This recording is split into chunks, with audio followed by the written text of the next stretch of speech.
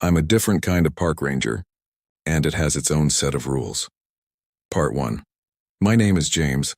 I'm a park ranger, and I live in a fire watch tower in the middle of the Appalachian Mountains for 4 months out of every year, specifically from the start of October to the end of January. Now, I say I'm a park ranger, but I'm not part of the U.S. Forestry Service. No, my position is a lot older than the service by a big margin. My needs are provided for, though, and I do get a hefty paycheck from the government every year after I serve my stint. I have been doing this for the last 18 years. And no, I didn't get hired for the job like most rangers do. I sort of inherited it from my uncle, the crazy old coot. Still, nothing quite explains my job than telling the story of my first week on it. Here is my story. My cousin Amy, someone who I hadn't spoken to in maybe 3 years, just showed up at my apartment in Chicago the day after I turned 26. I remember opening the door that late rainy September evening, not even recognizing her at first. She had a haggard and worn-out expression, as if she'd been crying on the way over and hadn't had a minute of sleep. Where before she was just slim, now she looked bone-thin, almost malnourished. Red hair like her mother's that used to be so vibrant and full, now looked stringy and uncared for. Behind Amy, I could see her husband Dan standing across the street, leaning next to their car, barely illuminated by the weak street lamps. They must have driven all day. He had a completely deadpanned expression. I couldn't read him. He just sort of stared out onto the street in front of him, not really there, not really present in the moment. I returned my attention to Amy. I was so surprised and sort of weirded out by the situation that I forgot to invite them both in, or asked why they were here or react in any real way. We all sort of just stood there, trapped in the moment. Amy was the first one to recover. She took in a deep breath, then said, "James, I'm so sorry, but..." It was then I noticed that she had a couple items clutched in her narrow arms. One was a manila envelope and other was a box that was over 3 feet long. She half dropped, half shoved them into my arms as I tried to come up with some sort of reply. "Dad's dead," she continued in a halting, pained voice. He left these for you. You're the only one who's supposed to open them. He said they were important." Then she turned around and ran back to the car. As they were climbing back into the car, she called out, "Don't be late." "He said you can't be late." Then flashed me an expression that's so full of pain and regret that it floored me. While I didn't always get along with my uncle, she loved her dad fiercely.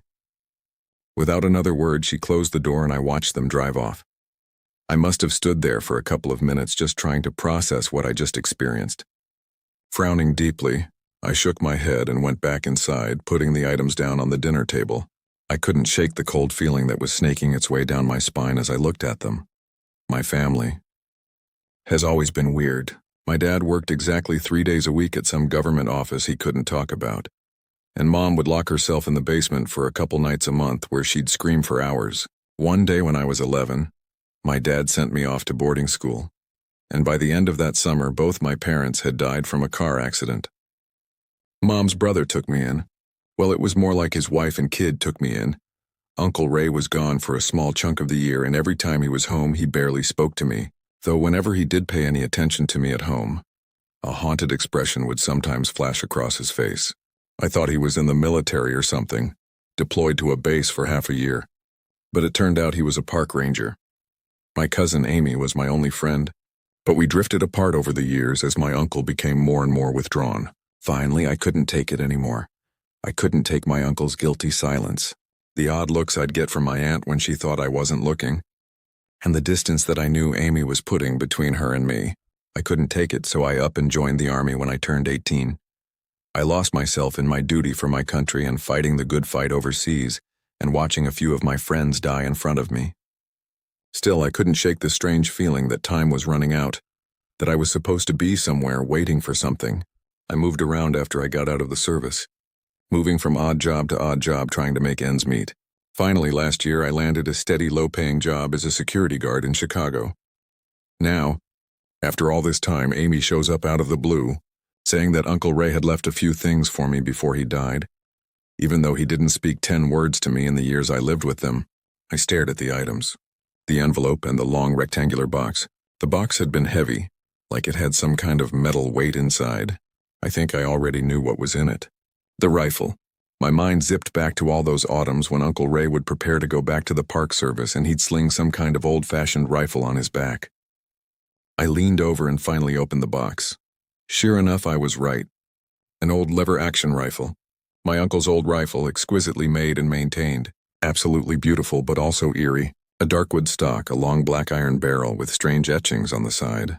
Looking at the etchings on the barrel kind of made my head hurt. It was like I couldn't focus on them for too long.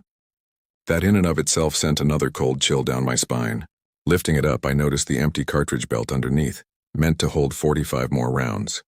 I didn't know much about old guns, but a friend of mine in the Army was a big Wild West buff. He'd talk my ear off about them all the time. My eyes roamed the weapon and noticed the words roughly scrolled on the side of the stock. All souls hold, as if scratched in desperation. I got out my phone and looked up a few things about the lever-action rifles and shotguns, giving the venerable weapon a thorough checking. I found out that this was probably some kind of customized Winchester Model 1886, fully loaded with 9 45-70 government rounds. I chuckled darkly at the fact that Amy just shoved a loaded gun into my hands like a forgotten birthday gift. I shook my head again. I began unloading all 8 rounds from the tubular magazine and ejecting the one in the chamber, making sure it was completely empty before putting it back down. Next, I picked up the envelope. It was surprisingly heavy.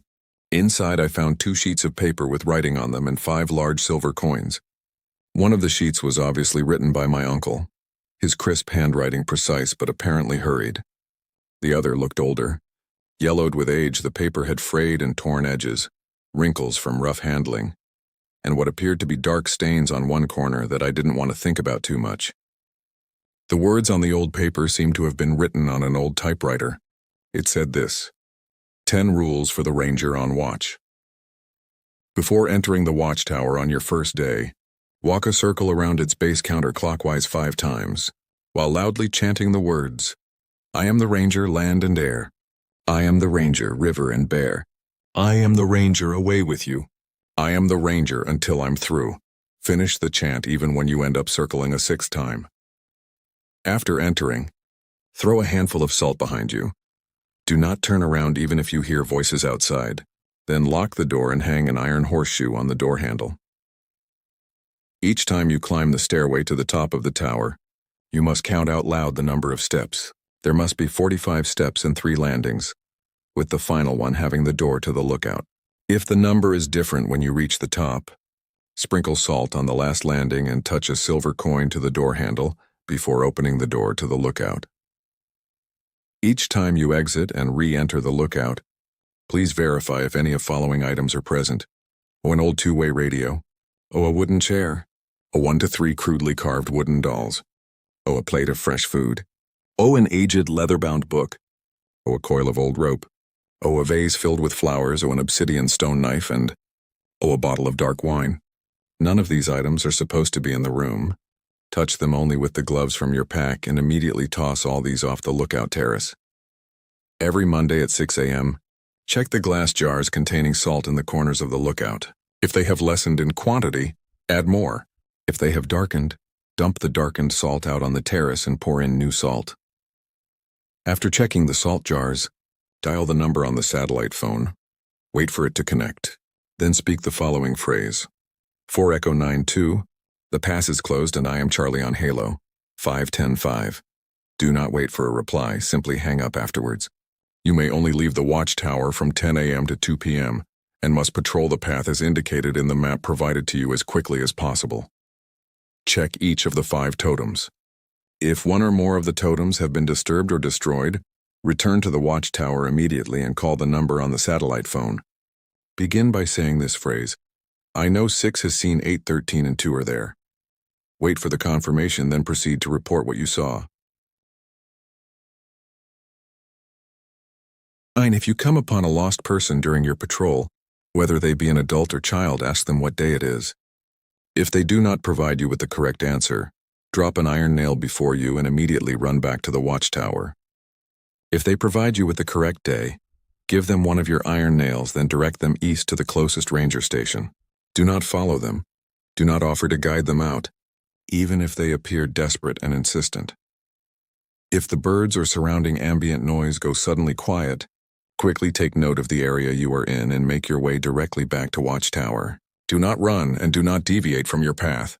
Once inside, use the satellite phone, starting the code phrase in Rule 8, and report on where the lull in sound occurred.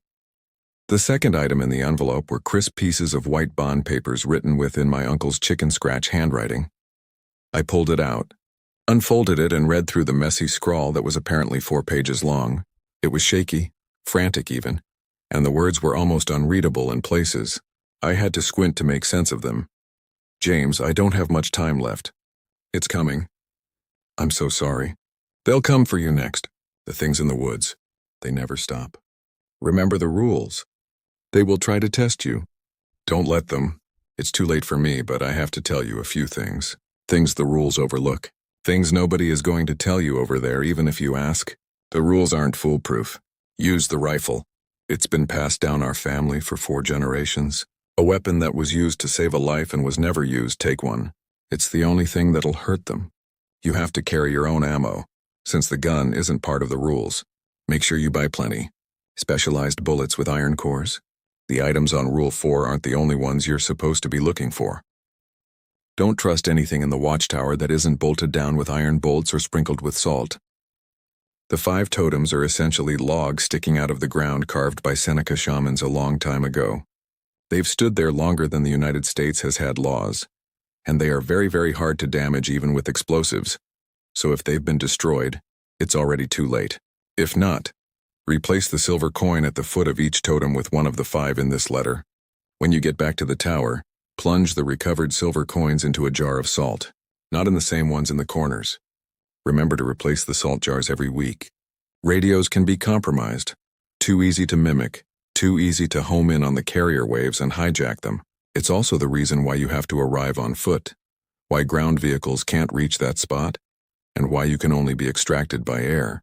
They'll screw with the engines or cut wires, puncture tires, do anything they can to stop cars from moving. Cell phones are a different issue. They don't work too well. You see, these things don't understand digital technology. Sure, they know enough to block signals and confuse our perception, but intercepting text messages or trying to screw around internet chats are beyond them, so they just knock out nearby cell towers or generate some sort of interference. It's why you'll lose signal if they're close. Only ever use the satellite phone. As far as anybody can tell, these things' influence doesn't extend to space, so the government has a satellite permanently dedicated to bounce comms off your area. Rule 9 is full of shit, real people. Actual human beings. Rarely, if ever, end up there. Senecan magic nudges most of them away, so if you turn your back on whatever that thing is, you're dead. There's more than one. If you turn, chances are another is going to show up in front to distract you while the other one comes up from behind, waiting for you to flinch. Too dangerous. None of that nonsense. Take the rifle and pump it full of iron core rounds until it goes away. Iron doesn't kill them, but it does hurt them. Hurt them enough and they'll stop and reconsider messing with you, at least for a little while. Finish your patrol. Don't go back to the tower until you're done. The rest of the letter was a blur of more warnings and, I'm sorry I couldn't be there, that made it hurt to think about. As for the rest, I could hardly read it without feeling the hair on the back of my neck stand up. I set the letter aside, my heart pounding in my chest as my thoughts spun in a dozen directions. What the hell was this all about? Creatures? Totems? My uncle had always been strange, but this felt like something way darker. I didn't realize how long I had been sitting there, picking up the letter, then putting it down again, until the clock on the wall snapped me out of my trance. It was late, nearly midnight. I glanced over at the window. The city lights of Chicago outside were blurry through the fogged glass. I hadn't realized how much the darkness was pulling me in, the quiet pressing in on my mind until it felt almost suffocating. What the hell was I going to do?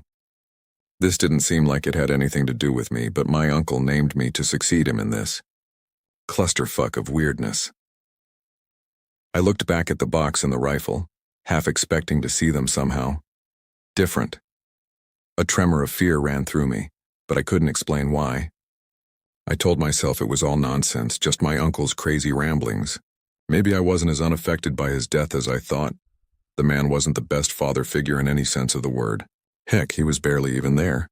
But he was kind to me, treated me like I was a member of the family, as loose as that was.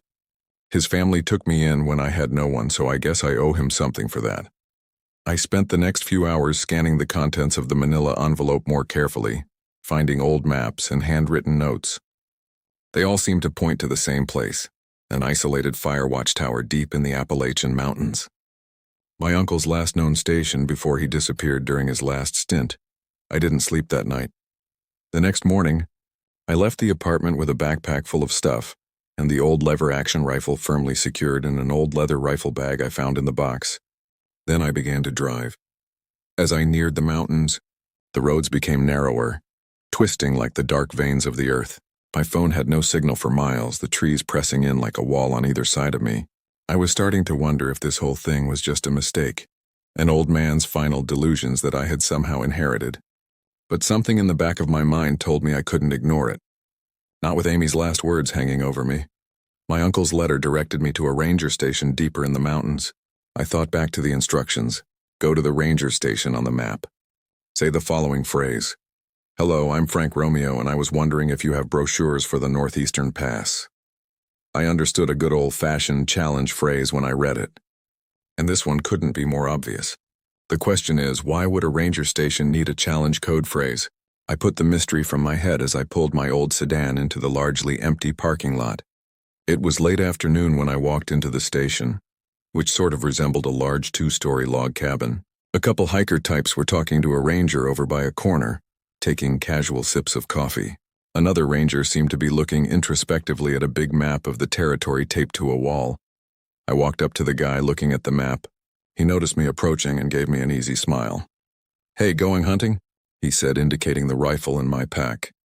I mumbled an awkward affirmative, not sure what to do now that I was here.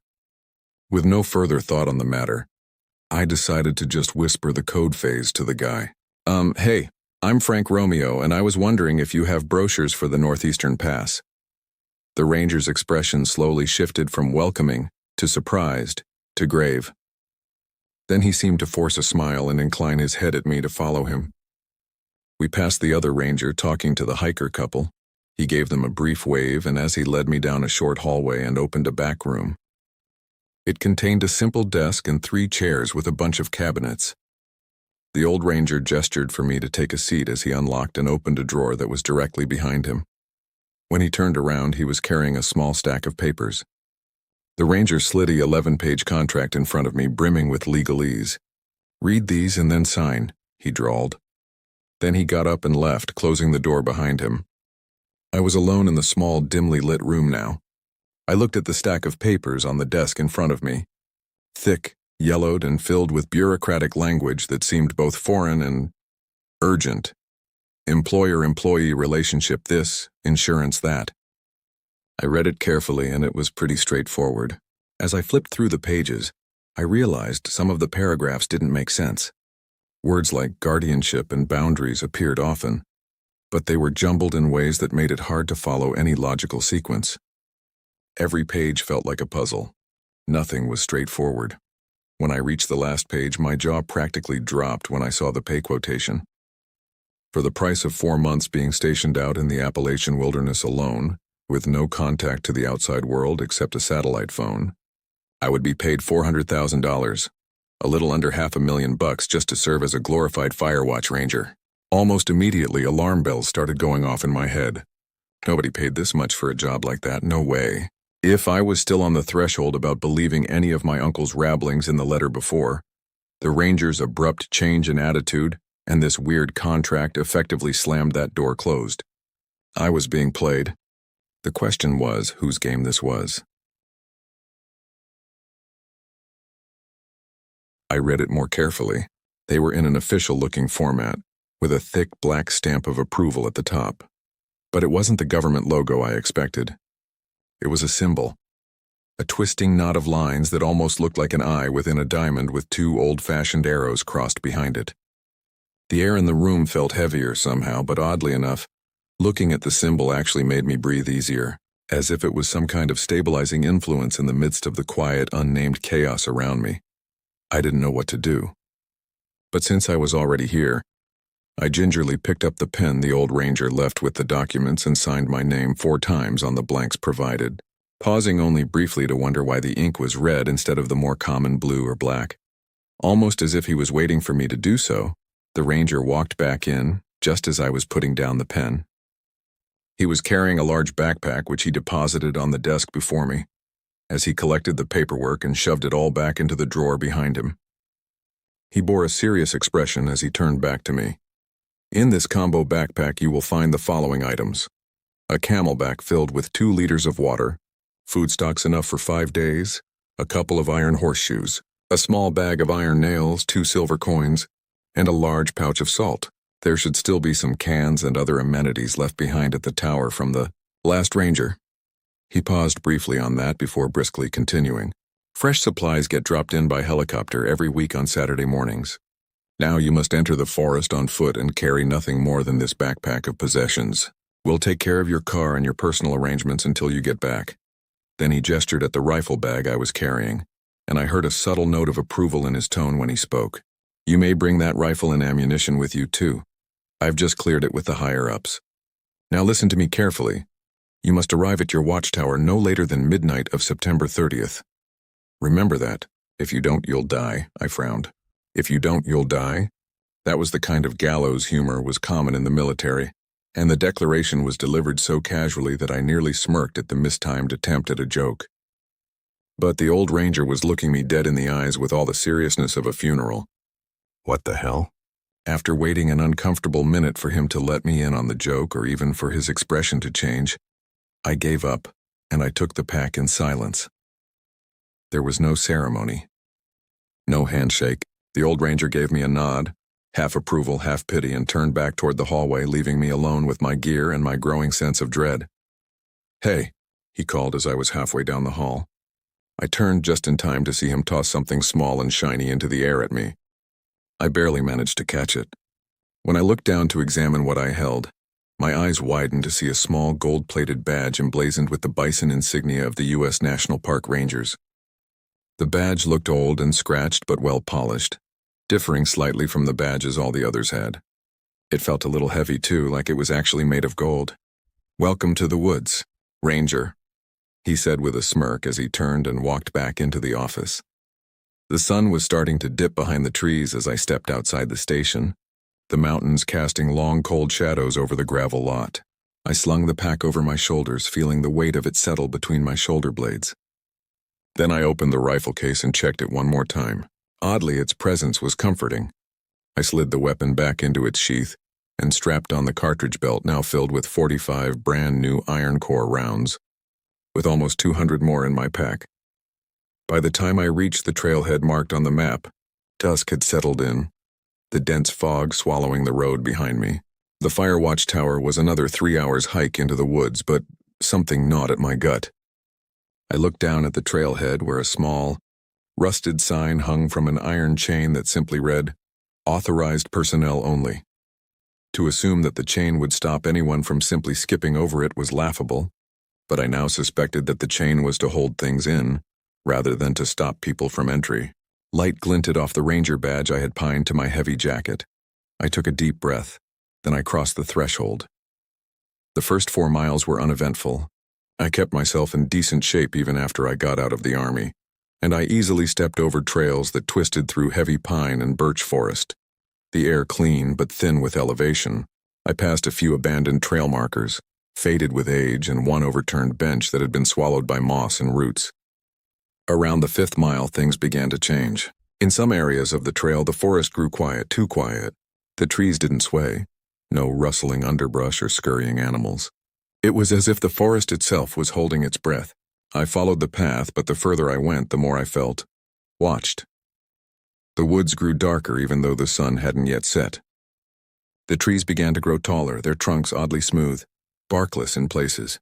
I saw scars in the dirt, like lines gouged into the trail like something had been dragged or maybe crawled. Still, I pressed on, unconsciously picking up my pace despite already feeling a little winded. The rules were clear: arrive before midnight, or die. I made great time, and it was still dusk when I crested a hill and saw the tower loomed in the distance, standing like forgotten sentinel just a couple more miles away. I took a few minutes to catch my breath and drink some water. That's when I noticed the woods around me were still again, and a low, uneasy hum seemed to vibrate in the air, just at the edge of human hearing, like cicadas but too steady. It was as if something was watching me. No, waiting for me. I knelt and quick unstrapped my uncle's old rifle. I had practiced loading and unloading the thing the night before, and I did so now with mechanical precision. With each round I pushed in, I felt the humming deepen, until it was all I could do to keep breathing as the vibrations almost constricted my chest. But as soon as I loaded the 9th and last round into the rifle, then racked the lever, the humming abruptly stopped. The oppressive silence was also gone. The normal sounds of a forest preparing for the coming night surrounded me. I took a couple slow breaths and then started walking again. The rifle held in low ready. As I neared the tower, I noticed the subtle signs of decay all around. Faded etchings were carved into the bark of the trees, as if someone had tried to mark their way, like they were afraid of getting lost. It loomed above the tree line like a skeletal lighthouse, metal bones rusted but intact. That's what I noticed the most. The damn thing was almost completely made of metal, where every online search I ran on what Firewatch towers looked like revealed sturdy wooden construction. This thing more resembled an oil rig floating on a sea of dirt, only without the drill tube in the middle. The top room, the lookout itself, was encased in windows, catching the last light like empty eyes. A narrow spiral staircase wound around the support beams, stretching up at least 4 stories. It looked far taller than the 45 steps I was told to expect. I stopped just at the edge of the clearing. The air around the tower seemed thick and humid. I felt more sweat trickle down my shirt. I slung the rifle again and pulled out the instructions. Rule 1. Walk a circle around the base 5 times counterclockwise. Chant the words. Finish even if it's 6 times. I still felt that this whole thing was insane, but I stepped into the clearing anyway. Clutching a small bag of salt in one hand and the strap of the rifle in the other, I began the ritual. 1 circle, 2, 3, 4. By the 5th lap I was breathless, the pack digging into my shoulders. I said the words aloud each time with more confidence than I felt. I am the ranger, land and air. I am the ranger, river and bear. I am the ranger, away with you. I am the ranger, until I'm through. On the 6th circle, because it always ended on 6, I stumbled, something cold brushing against my leg like an invisible cat. I didn't look down. I didn't break stride. At the end of the chant, the atmosphere changed. The heaviness in the air eased. The tower seemed somehow clearer, even in the deepening darkness. I climbed the stairs slowly, counting each one aloud. 1, 2, 3, 4. The old metal groaning under my boots as I ascended. At step 39, my boot hit something wet. I looked down. A streak of red smeared across 2 steps. Not fresh, but not old either. 42, 43, 44. The sun was now just a red line on the horizon. The shadows around me stretched long.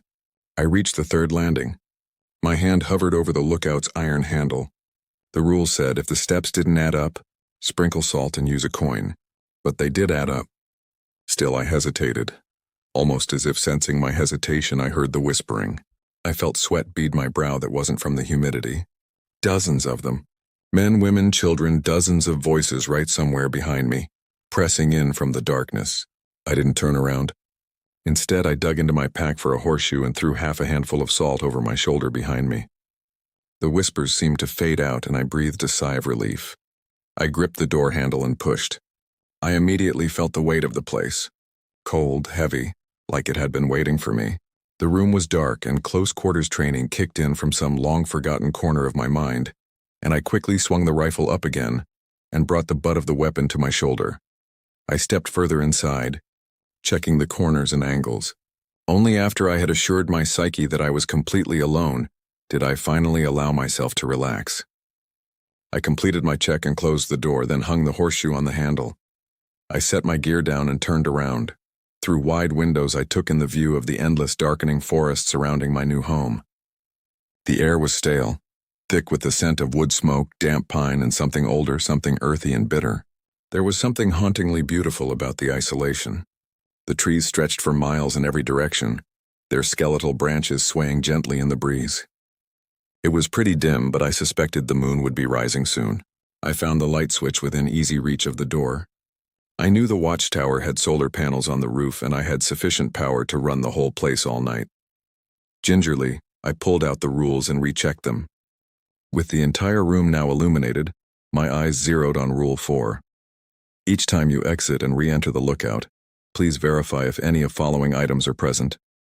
An old two-way radio, a coil of old rope, a wooden chair, a vase filled with flowers, 1 to 3 crudely carved wooden dolls, an obsidian stone knife and a plate of fresh food, a bottle of dark wine, an aged leather-bound book. None of these items are supposed to be in the room. Touch them only with the gloves from your pack and immediately toss all these off the lookout terrace. I looked up from the page and scanned the large room. Nothing seemed to jump out as strange than I saw them. A bowl of fruit was on the table. The items in it looked freshly picked. Next to the metal table was an old wooden chair. A chill ran down my spine at seeing the 2 items. Nightfall came quickly. The forest grew darker, more oppressive. The wind picked up, causing the trees to whisper, their voices carrying on the wind. As the light faded, I felt it. A presence moving just outside the range of my vision. It was subtle, like the rustling of leaves in the distance, but it was enough to send a chill down my spine. I reached for my gloves. They were deep in the front pocket of the issued backpack, rolled tightly together beside the spare salt bag and the iron nails. My hands trembled slightly as I pulled them on, not from fear exactly, but from the overwhelming sense that I had just stepped into something ancient, something aware. The chair creaked, just once, a long, dry groan of wood shifting underweight. I hadn't touched it. I froze, rifle raised again, my eyes fixed on the wooden chair beside the table. It was now angled ever so slightly toward the center of the room, like someone had just stood up from it. The bowl of fruit sat undisturbed on the table, its contents almost too perfect. It was bright red apples, deep purple grapes, a yellow pear without a blemish. There was no dust on them, no flies. Swallowing hard, I stepped forward, took the bowl in both hands and carried it carefully to the open terrace door. I dumped it over the railing without ceremony. The fruit didn't make a sound when it hit the ground below. I turned and grabbed the chair next. It was heavier than it looked, and colder. The wood was smooth and dark, with carvings along the back legs, unreadable, almost fungal-looking grooves that pulsed with damp. The moment I picked it up, the light in the room flickered. The old fluorescent tubes hanging from the ceiling buzzed with static electricity. Just a chair, I muttered under my breath, more to myself than anything else. I dumped it over the railing, too. The moment it vanished into the trees, the flickering stopped. The light steadied. The oppressive weight that had settled in my chest eased. Slightly. I took a deep breath, turned back to the room, and immediately stopped. There was a third item. On the cot where I'd just tossed my pack now sat a small leather-bound book, old, warped by water, its cover cracked and flaking at the edges. I hadn't seen it there before, I was sure of it. I backed toward the terrace again, slipped the gloves back on, picked up the book, and flung it as far as I could. This time something screeched from the forest, a sound like metal tearing, animalistic, guttural, but not alive. My heart slammed against my ribs. I didn't wait.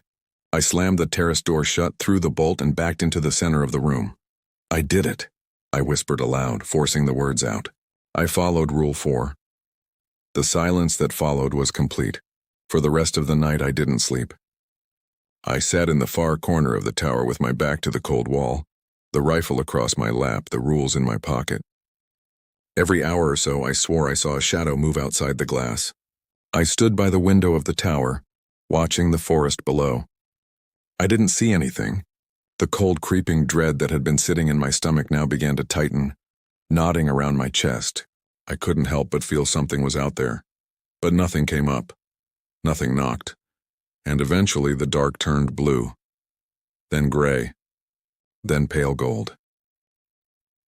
Morning had come. The pale golden light of my first day on watch filtered through the wide tower windows, casting long bars of sun across the floor. I hadn't moved in hours. My body ached from sitting stiff-backed against the wall, but I hadn't dared close my eyes. Not even once. The rules had said nothing about what to expect the first night, and that was what unnerved me the most. I finally stood, my joints creaking, every muscle protesting. I checked my watch, 6 a.m. sharp. Monday. Rule 5. Check the salt jars in the corners of the lookout. If they have lessened in quantity, add more. If they have darkened, dump the darkened salt out on the terrace and pour in new salt. I moved slowly, keeping the rifle in hand. There were 4 jars, 1 in each corner, thick glass, each sealed with a screw-top lid and filled halfway with bright white salt. Except they weren't all white anymore. The jar in the northwest corner, the one furthest from the door, had darkened, not just the salt either. The glass was fogged from the inside as though something had breathed into it overnight. I picked it up with gloved hands. The salt inside was clumpy, tinged with black and something green. Faintly, almost imperceptibly, I could smell something acrid like scorched hair. I opened the jar and immediately gagged. It smelled wrong, like rot layered with something electrical. I didn't even think salt was supposed to rot. It was what was put on meat to preserve it long term. For some time, just stood there dumbfounded at the jar in my hand, but eventually, my anxiety kicked it. I dumped the corrupted salt over the terrace. This time I heard something skitter through the leaves below. Too quick, too many legs. A shiver ran down my spine and I didn't look. I didn't want to. I poured in fresh salt from the canvas pouch and resealed the jar tightly, placing it back into its corner. The rest of the jars were still clean, though I topped them off just in case. As I stood and turned toward the center of the room, I realized I was trembling. Then I remembered Rule 6, the satellite phone. I dug it out of the supply pack, flipped up the solar antenna, and waited for the signal light to blink green. My fingers hovered over the keypad. The phrase came back to me from memory. 4 Echo 9-2. The pass is closed and I am Charlie on Halo. 5-10-5. I spoke clearly into the phone. Silence. Then, the line clicked softly. Not a voice, not static, just a feeling that there was someone else on the line listening, breathing. I hung up. The next step was the patrol. Rule 7 was specific, only from 10 a.m. to 2 p.m. and follow the mapped path. I had a few hours to prepare. I ate a granola bar and a rationed portion of jerky too wound up to cook anything. I drank from my Camelback and geared up. Extra salt, iron nails, 2 silver coins, rifle fully loaded. I locked the tower door behind me and descended slowly, counting the steps again. 45, still right. As I stepped onto the path marked on the old map, I noticed something immediately. The ground was disturbed, small prints, too many, childlike, bare, possibly human even, darting from one side of the trail to the other. No other signs of life, no birds, no squirrels. A light breeze tickled me face and neck. I remembered Rule 10. If the birds or ambient noise go quiet, make your way back to the tower. Do not run, but it wasn't silence. It was worse. It was the sound of something imitating silence. Like the world was holding its breath for a long, slow moment. The fire tower was only 20 feet behind me. Unsure of what to do, but knowing I was burning daylight, I walked backwards towards the tower's immediate perimeter and stayed there for what felt like 15 minutes, but was more likely just 5. As if coming out of a long tunnel, the sound gradually returned and everything seemed to normalize. Hesitantly, I began walking again. I made it to the first totem just before 11. It was exactly as described, an old carved post, weathered and knotted, half buried in thick moss. The carvings were deeply grooved and spiraled, not like anything I'd seen in native art before. I couldn't quite put my finger on the term, but it wasn't so much symbolic and more like a binding type of thing. From the feeling I got, a silver coin rested at its base, nestled in a perfect circle of salt.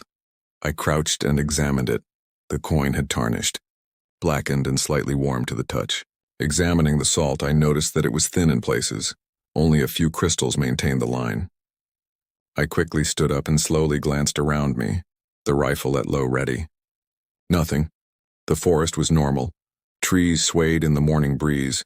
No cut-off of ambient noise. No evidence of anything that had come up to the totem. I crouched back down to examine at the coin further. Following the rules, I pulled on some gloves and I took the fresh coin from my pack and gently swapped it, making sure the new one lay flat in the same salt ring. and refilled the thinning parts of the salt barrier. Then I picked up the old coin with and placed it in a sealed jar of salt from my backpack. I said a quiet prayer, though I wasn't sure to who, and moved on. The second totem was intact. So was the third. The fourth had the same blackening on its coin and the same thinning on its salt barrier. Again, I stood up and scanned the woods around me. I could have sworn I saw some kind of moment at the tree line. But when I squinted to focus, I saw nothing out of the ordinary. My nerves were beginning to fray.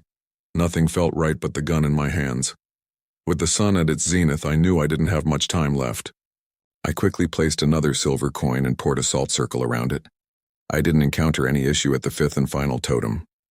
Still, the blackening of the coins at totems 1 and 4 had deeply disturbed me as I hurried back. When I returned to the tower, I was winded again. I had cut it a little close, and it was nearly 2 p.m. when I reached the base of the tower. I climbed the stairs in a blur, barely keeping count of the steps, barely thinking. 45 steps, 3 landings, safe.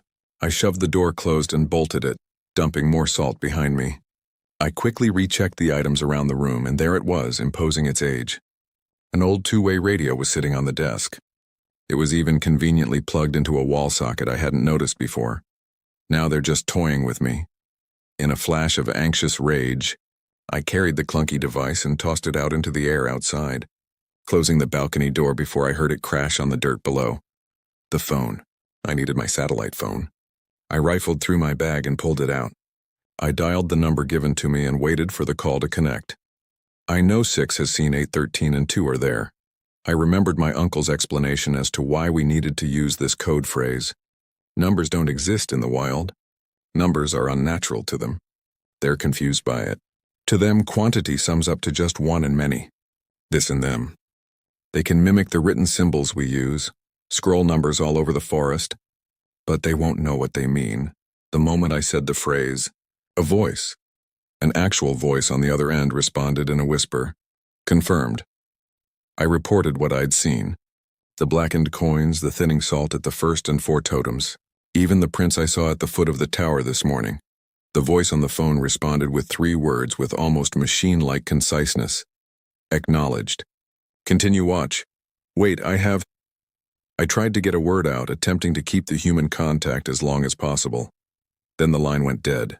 I slumped on the metal chair. What in the hell am I even doing here? Oh. Nothing unusual happened on my second day. At least not that I can remember. I woke up a little groggy, my head still wrapped in the cottony haze of a restless night. My first thought was coffee. I brewed it strong with a dash of sugar, the way my uncle used to.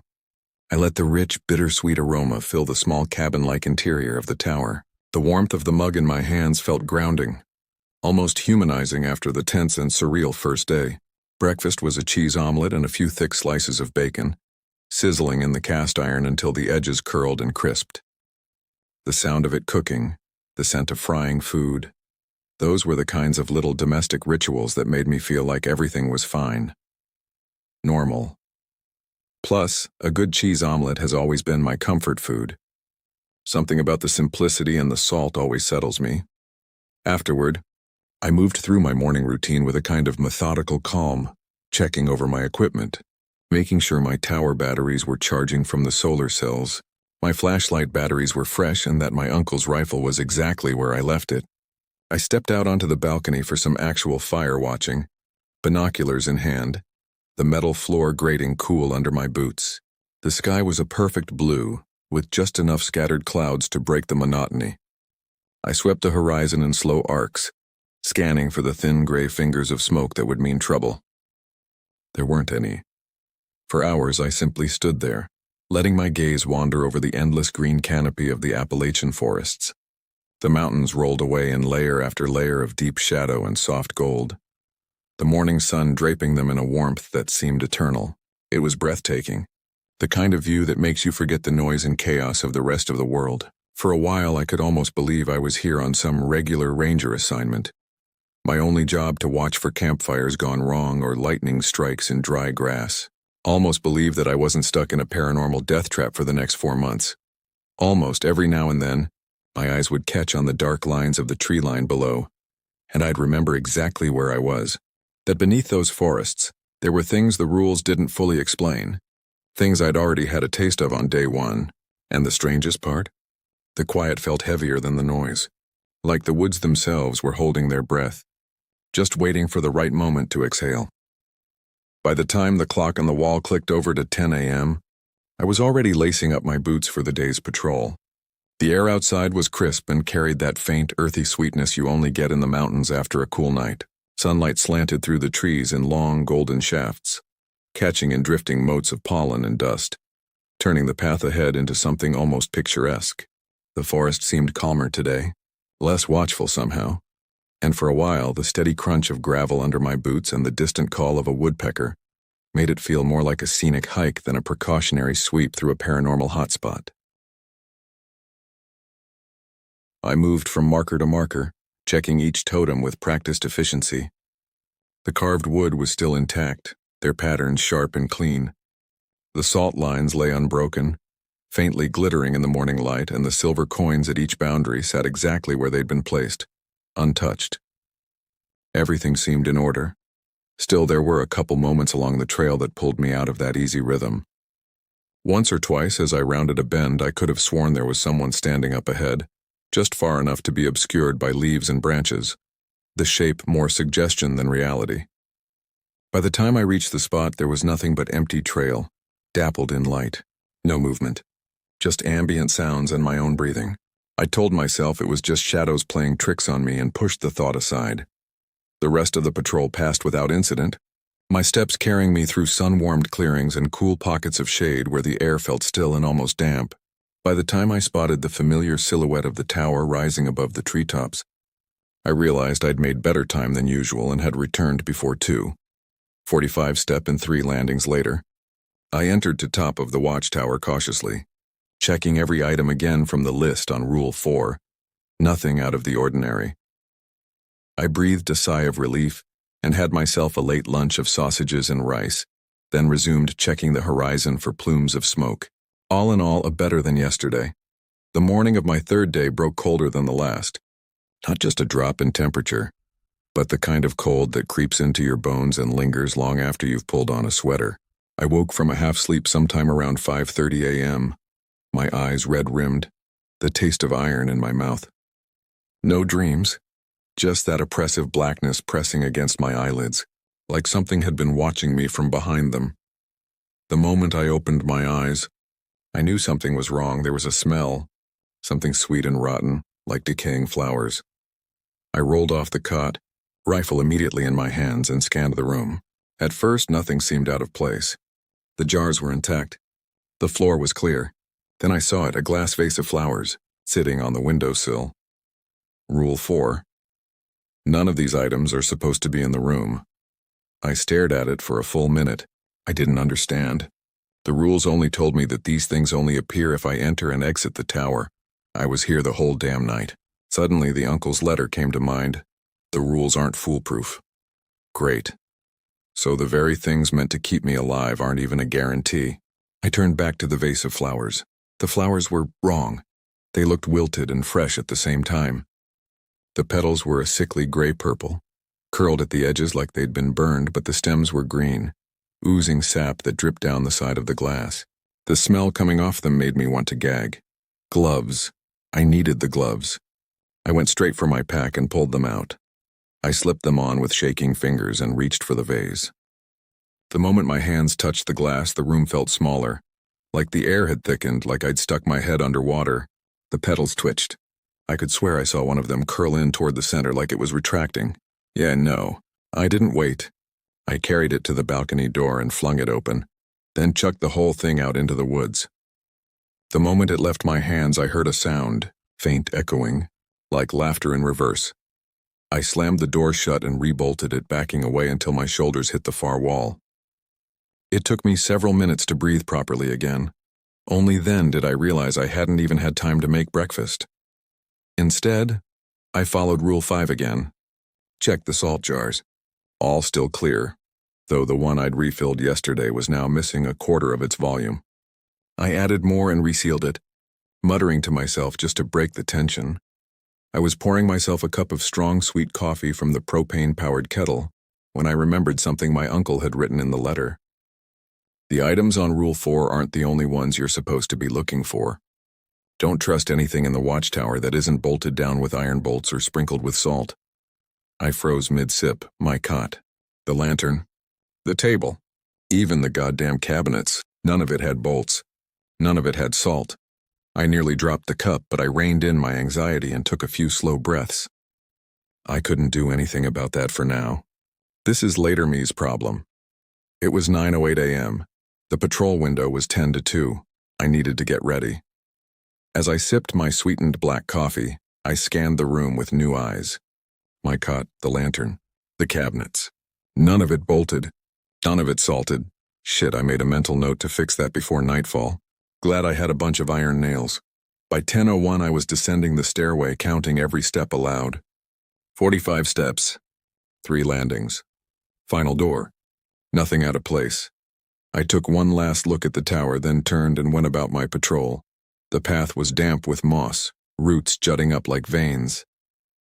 In some parts of the path, the trees grew too close, their trunks leaning in like they wanted to whisper over my head. The first totem appeared just after a bend. Seneca carvings twisting along its weathered body, salt ring still intact. I took one of the silver coins from my uncle's letter, swapped it with the old one at its base, and pocketed the recovered coin for the jar of salt back home. The second totem wasn't intact. There was a chunk of it missing, like something gouged it out, a rough curve piece from the side. Fresh wood pale against the dark grain. Inside the shatter portion, something glistened. It wasn't sap or some type of moisture. It was slick, pulsing dark sheen that made my stomach tighten and smelled like sulfur and wet dogs. I looked down to check on the coin and salt. The salt was scattered and the coin was just outright missing. If they've been destroyed, it's already too late. My uncle's warning echoed in my head. But the totem wasn't destroyed. It was damaged, but the bulk of it was still standing. I looked around, confused and uncertain what to do. I paced a circle around the totem, trying to maybe spot the coin somewhere on the dirt and grass. No such luck, damn. I took a couple breaths, a motion I realized I was now doing a lot lately. I pulled the rules out and checked Rule 8 again. Check each of the 5 totems. If one or more of the totems have been disturbed or destroyed, return to the watchtower immediately and call the number on the satellite phone. Begin by saying this phrase. I know 6 has seen 8, 13, and 2 are there. Wait for the confirmation, then proceed to report what you saw. Disturbed or destroyed? Well, it certainly was disturbed. I pulled out my uncle's letter. If they've been destroyed, it's already too late. If not, replace the silver coin at the foot of each totem with one of the 5 in this letter. Okay, better. Thanks, Uncle Ray. I had to get back to the tower, but first I needed to put another coin down and re-establish the salt barrier, so I did just that. I was halfway through the salt circle when I heard a noise to my left. I stopped mid-pour and turned. That's when I saw her. A young girl in a faded red raincoat, possibly in her early teens, maybe younger, standing dead center in the path back to the tower. She was standing in the shade of a big tree, and she was in a sorry state. A dirty, weather-worn pack on her back. Mud on her shoes and small jagged holes were torn from the rest of her dark clothing. Her eyes were bloodshot as if she'd been up all night. She wore an open-mouthed look of relief on her face, hands clutching tight at the damaged straps of her backpack. Her appearance immediately triggered every protective instinct in me, to the soldier I once was. I felt almost compelled to go and try to comfort her. "Oh, thank God, mister, are you a ranger?" she said in a small voice, a note desperation to it. Yay. How can I help?"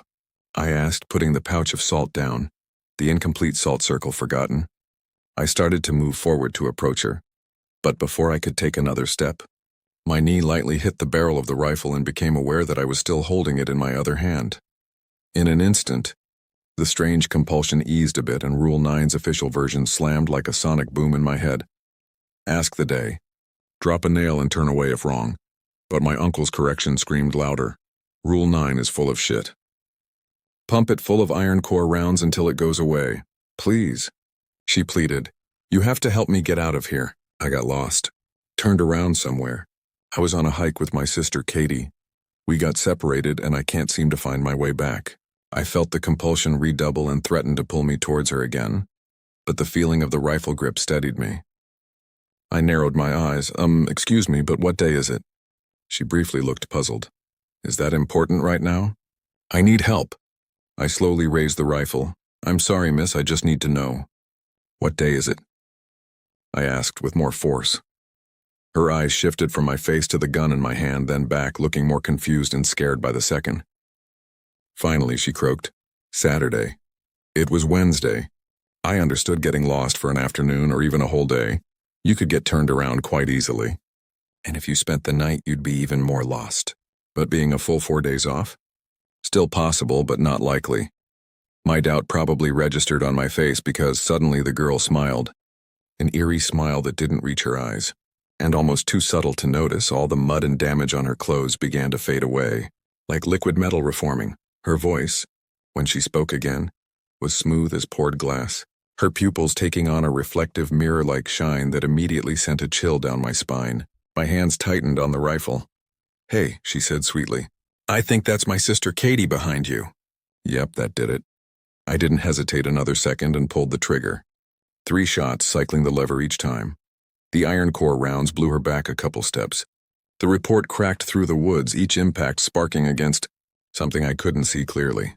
She staggered, the red of her coat flickering like a bad image on an old TV. Dark blood jetted out where she was shot.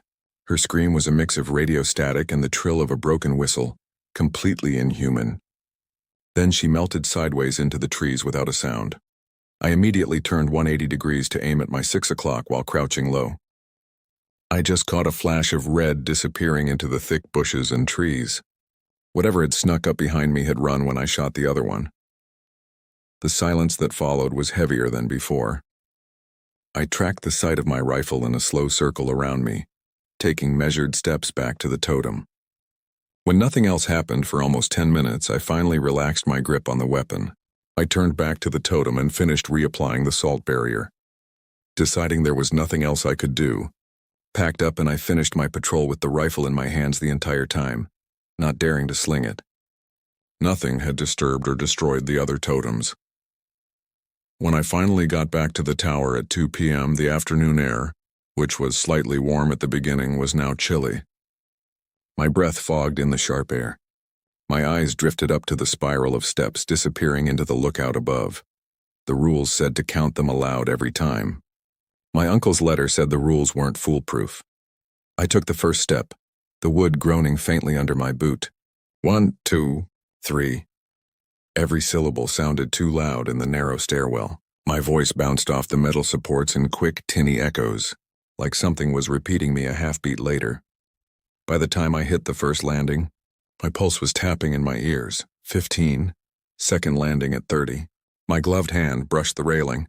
It was cold enough to sting. 43. 44. 45. I reached the third landing, the door to the lookout looming ahead. Relief swelled in my chest, until I realized I'd lost track for a second.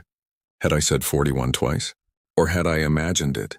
I shook it off and touched the silver coin to the handle before entering just in case.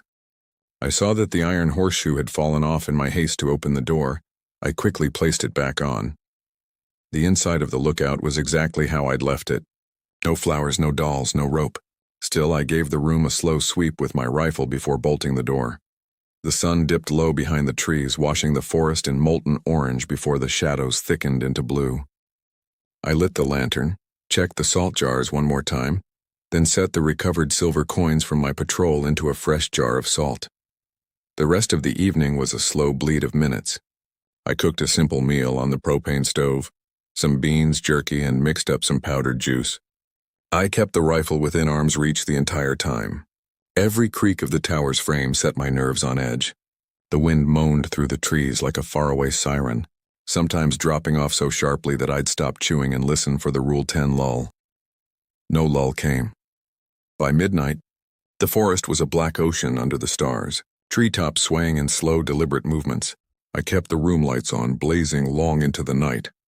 I kept expecting something to knock, or whisper, or worse, but nothing did. Still, sleep was a long time coming. I sat by the window with my uncle's rifle laid across my knees, watching the darkened tree line for hours. Only the barest hint of moonlight tonight. My eyes kept catching shapes that might have been trees, or might not. The night stretched until finally unconsciousness claimed me. So my third day came to a close. I was exhausted. I began the morning the same way I ended the night, rigid on the cot, rifle balanced across my lap like a lifeline. Sleep had been a cruel trick. Shallow dips into darkness where I couldn't tell if I was dreaming or simply lying there, paralyzed, eyes shut against the press of the night. My uncle's warning gnawed at me with every tick of the clock. The rules aren't foolproof. When I finally forced myself upright, my body locked in place. A perfect ring of mushrooms circled my cot. They hadn't been there last night. Now, pale caps the color of old teeth sprouted thick from the varnished boards, as if the tower itself had begun to rot from within. The stalks curved toward me, thin and quivering, crowding in close and too close. Beyond the circle, the room looked hazy, distorted, as though I were staring at it through warped glass. My desk, the lantern, the door, all still there but somehow far away, unreachable.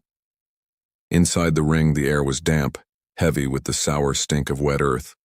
My breath came shallow, my pulse hammering against the rifle stock. The tower was supposed to be safe. This was my line, my ground, but the forest had found a way inside. The salt jars had failed somehow. I quickly looked around, trying to find something I could use to break the circle. My gloves and the salt pouch were in my pack halfway across the room. My eyes looked to the rifle, which had saved me on several occasions now. But I knew the weapon would be useless in this instant. I couldn't very well start blowing holes into the watchtower floor. Who knew what else I might let in? I started checking my pants pockets, having fallen asleep fully dressed. And that's when pulled out the spare silver coin I always carried. It glinted in the morning light, and for the first time I truly looked at the faces on it. One side was blank, as I had noted before, but on the other side was that weird eye inside a diamond symbol I had seen stamped on my employment contract back at the ranger station. And just like back at the ranger station, just seeing the symbol calmed me a bit. I set the coin down. As it thumped onto the ground, I heard something resonate and echo a little within my small circle. Using the tip of the rifle barrel, I pushed the coin towards a section of the mushroom circle. As soon as its glinting edge touched one of the mushrooms, the hazy barrier around me collapsed and all the mushrooms immediately shriveled and curled into blackened husks. I breathed a sigh of relief, finally getting a good look around the room as I stepped off the bed. As I suspected, all the salt jars were completely drained of salt. I was completely unprotected. I loudly chastised myself on my carelessness. I hadn't salted any of the openings or even around my bed. I must have swore for a full 2 minutes to myself for being an absolutely dumbass. Still, it must have taken a considerable amount of strength for whatever was in the forest to deplete all the jars from this distance. I quickly refilled them all and went through the motions. It was 6:28 a.m. My entire ordeal had lasted only a few minutes. I checked the corners. Rifle at the ready. Nothing else out of place. The tower seemed to be clear of strange objects. I decided to start with the sat phone. Uncle Ray's corrections or not, the rules were rules, and Rule 9 was gnawing at me after yesterday's encounter with the not really a girl in the red raincoat. I wasn't able to call in the events from yesterday after I got back, because I was too keyed up and still trying to sort myself out. It was weird how I could walk away from 2 deployments overseas, with 17 confirmed kills, watched 4 of my closest friends die, and come back with just mild PTSD, or at least that's what the therapist said. But a couple days in these strange woods had me completely shaken to my very core, and breaking out in full sweats in the middle of fall. Like, seriously, what the hell is wrong with this place? After a couple minutes just gazing at nothing, I pulled the satellite phone from its shelf, dialed the number, waited through the long mechanical clicks. My throat was tight when I spoke. I know 6 has seen 8, 13, and 2 are there. I waited for the mechanical confirmation, then gave a report on what I did and saw yesterday and little bit of what happened this morning. It took me a full 15 minutes just getting it all out there. I think I even shot in a few cuss words in there for good measure. I didn't hear a single reply to my ramblings. No even an or continue. I might as well be giving a report to myself.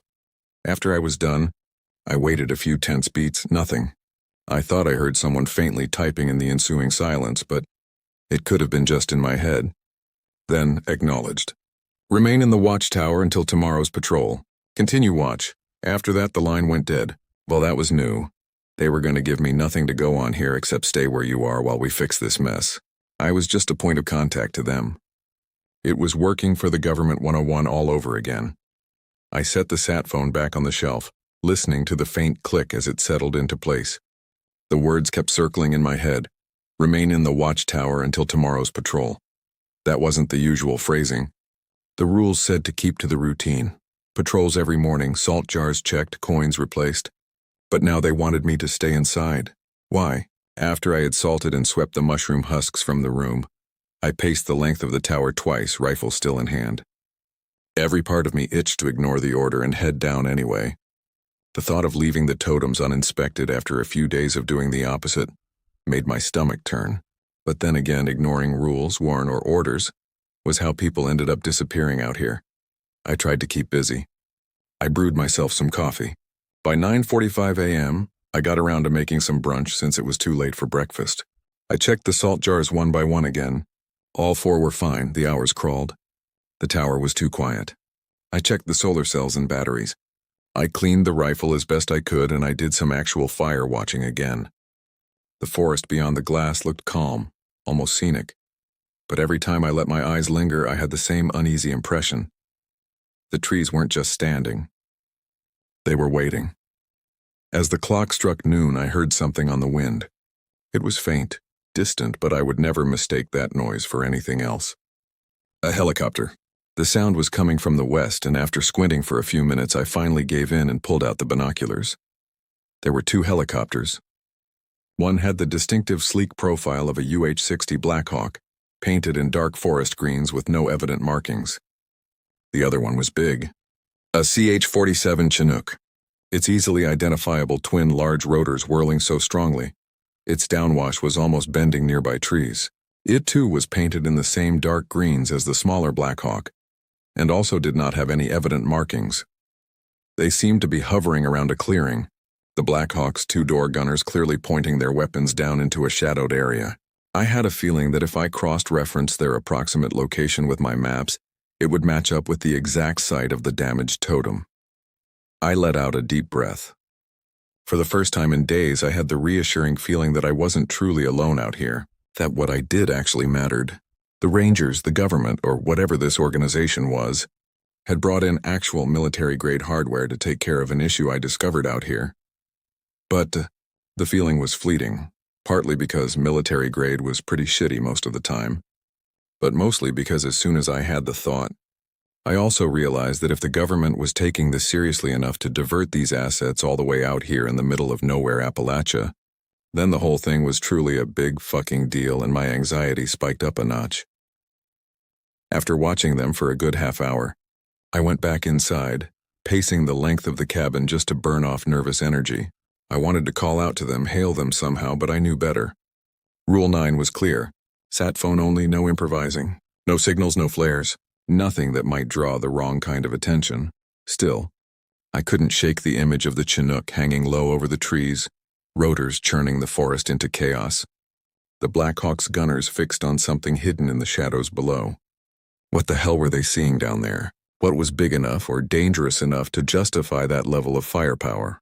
By mid-afternoon, the noise of the helicopters began to fade. Every so often I had taken my binoculars and checked the forest, ostensibly to do some more fire watching, but mostly to see if the helicopters were still there. At around 3 p.m., I just caught them leaving the area, braking for the south at top speed.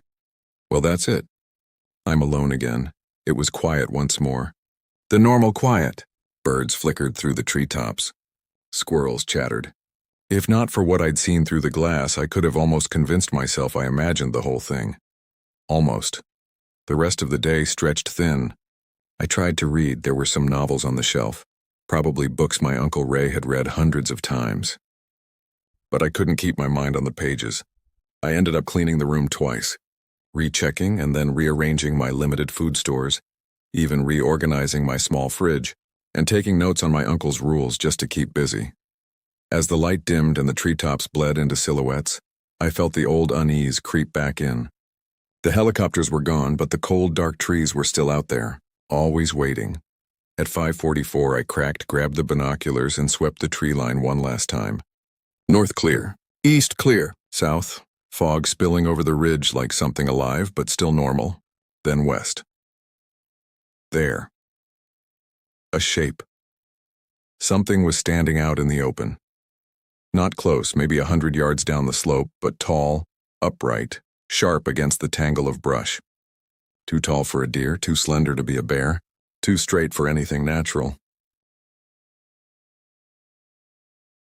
I went rigid, the binoculars digging into my face.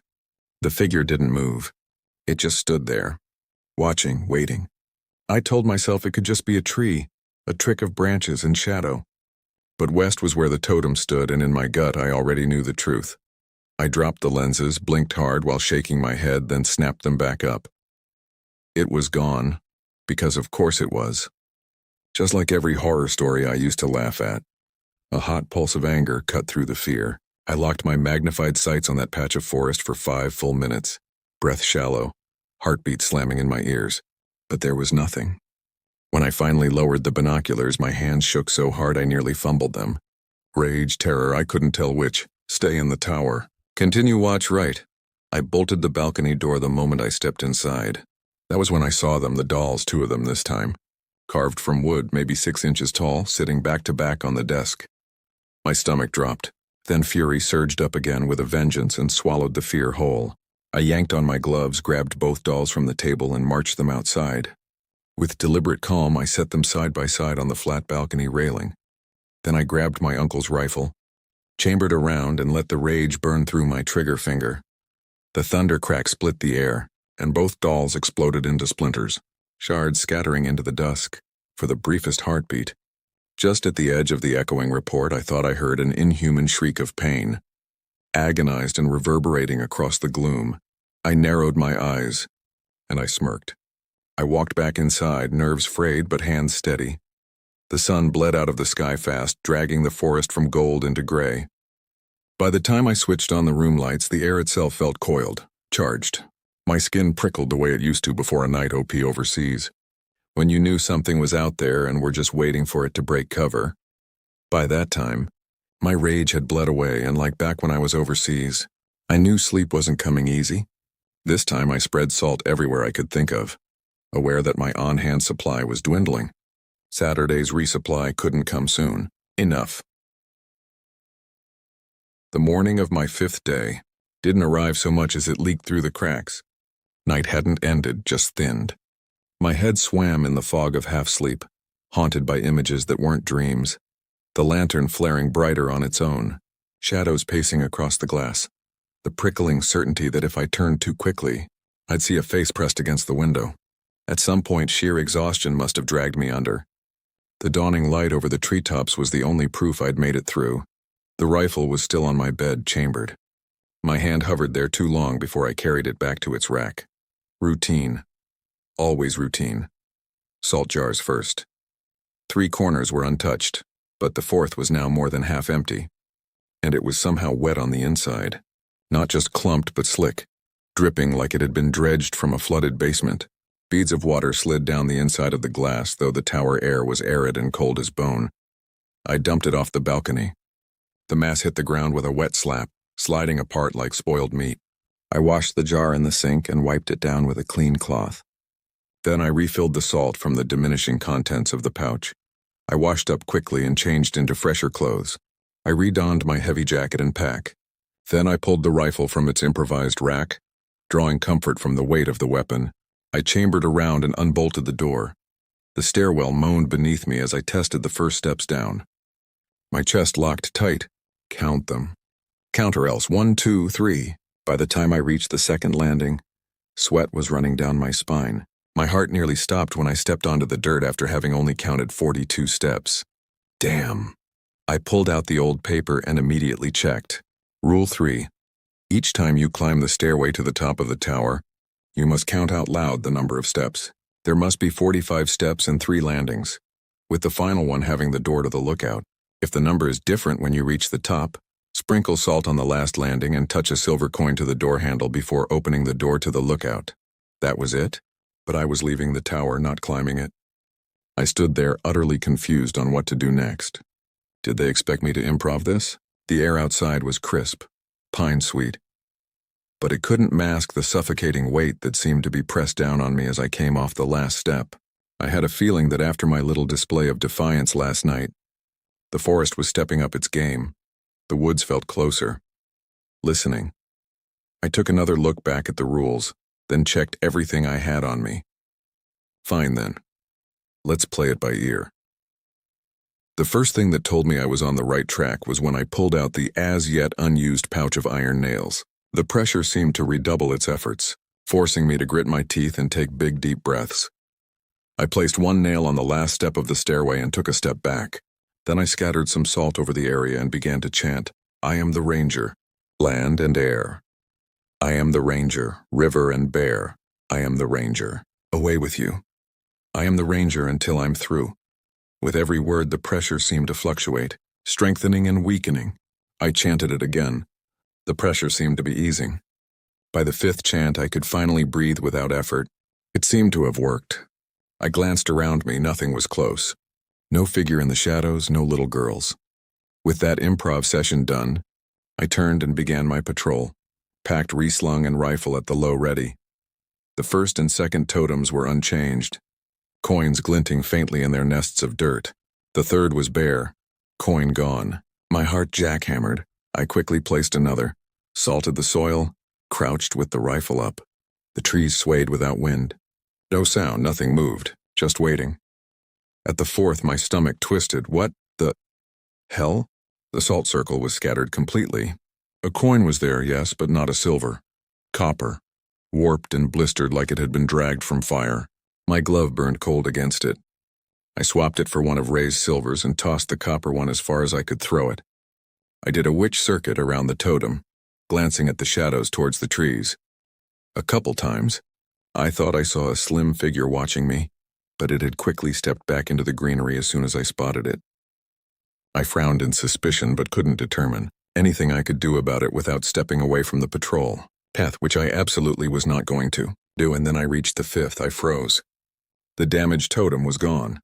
In its place stood a new one, taller, straighter, less gnarled, less notched, its wood pale and fresh, the sap still seeping from its grain.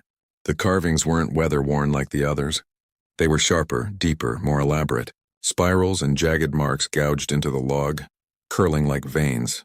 The symbol seemed to shift if I stared too long, edges crawling under the morning light. Did the government just have a few of these things lying around ready to replace damaged or destroyed ones? Then again, they have been at it for a few generations, so anything was possible. Beside it, a ring of ash stained the earth. The remains of a bonfire. Charred wood lay scattered. Something brittle and white jutted out of the soot. I stepped closer and bent to examine them. Bones, small ones. Some type of bird, maybe. Chicken bones, maybe not. Blackened, fragile, broken. Around it, there were the imprint of heavy boots on the soil, probably from the task force that was sent here yesterday. What really sent a chill down my spine was the discovery of several shotgun shell and rifle casings on the ground. Not just a few, dozens. Fired and often.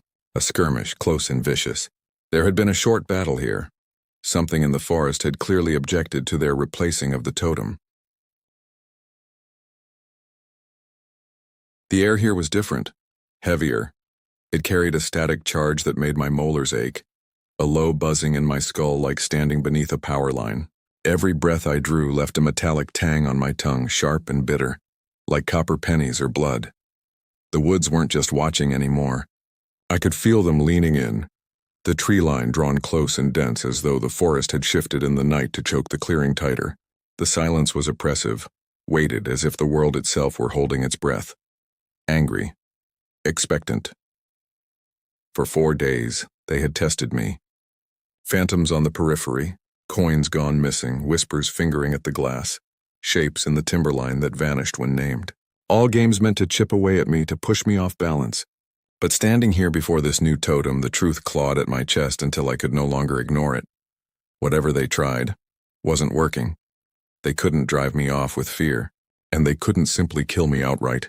Something in the rules held them back, bound them to terms older than I could understand. They also didn't expect that I could hurt them back, regardless of their experiences with my uncle. So now they were shifting the terms, growing desperate. I realized that because I was new to all this, They had a limited window of time to play me into making a bigger mistake than I already have. The symbols carved into the fresh totem were flowing lines, smooth and gentle curves that led into spirals and arcs, their grooves catching the light like water rippling across stone. It evoked family and bonding, journeying and coming home. The wood itself seemed warm, alive in a way that felt somewhat comforting, a strong feeling than I had at the other totems. The grain shimmered faintly, as though the log was somehow breathing slow and steady, not menacing but reassuring, as if it were trying to soothe me, to ground me in this reality. I looked back down at the weedy dirt around me. It still reeked of ash. The bones in the fire pit were brittle and charred, but not all of them were animal. I knew that even before I looked too close. Beside the pit, soldiers' footprints stamped the soil deep, leading into the tree line. None led back out. Something had stood here yesterday. Something that burned bones to ash, warped coins into slag, and left its battlefield marked with silence and spent shells. I turned back to the path, resolved to continue my patrol back to the watchtower. Whatever it was that was in these forests, it felt like it wasn't comfortable playing small games anymore. The woods wanted me gone, wanted to totems destroyed, and it was done being patient. The rest of the patrol was quiet, maybe a little too quiet. After trudging my way across the trail for about 20 minutes, the ambient noises of the woods had slipped into that hollow stillness again, the kind that swallowed my footsteps and left me straining for sounds that never came. I remembered Rule 10. If the birds or surrounding ambient noise go suddenly quiet, quickly take note of the area you are in and make your way directly back to Watchtower. Do not run and do not deviate from your path. Once inside, use the satellite phone, starting the code phrase in Rule 8, and report on where the lull in sound occurred. I trudged on, facing forward with each step. By the time I reached the tower, sound had returned and it was just past 2 p.m. The sun was now lower in the sky, but not by much. I expected the nail and the salt I had left on the first step earlier to be gone, but they remained. Slowly, I climbed the stairway, counting out load. 3 landings, 45 steps. It appeared that everything had returned to normal. Yay, right. Inside, I checked the jars. 3 were down to half their contents. The 4th was slick again. A damp sheen clung to the salt like sweat on skin, droplets quivering as if the jar itself were breathing. Again, I dumped the contents of the 4th outside and washed it clean. I refilled the other jars and replaced them all at their corners. By the time night bled across the windows, the air in the tower had curdled. I turned on the lights of the tower, but the brightness of the lamps seemed to be dimmer. The walls seemed stretched thin, fragile, as if something outside were pressing its face against them, waiting for the right moment to break through. Every groan of the floorboards, every whisper of wind through the slats rattled in my bones like a warning too late. And then it hit me. I was being watched. It was the familiar sense of eyes from the tree line, but more intense, as if whatever was watching me absolutely hated my very existence. I turned toward the window. The glass gave me back my reflection. The cot, the rifle, the dead overhead bulb, the unlit lantern in the corner. Then the surface rippled as though stirred from beneath. My features drained away, cheeks hollowed, skin drawn tight over bone, eyes ringed with ash. My uncle stared back at me through my own face, lips parting, whispering words I couldn't hear, though I felt them brushing hot against the inside of my skull. I lurched back, striking the cot hard enough to rattle its frame. The image was gone, only me. Just me.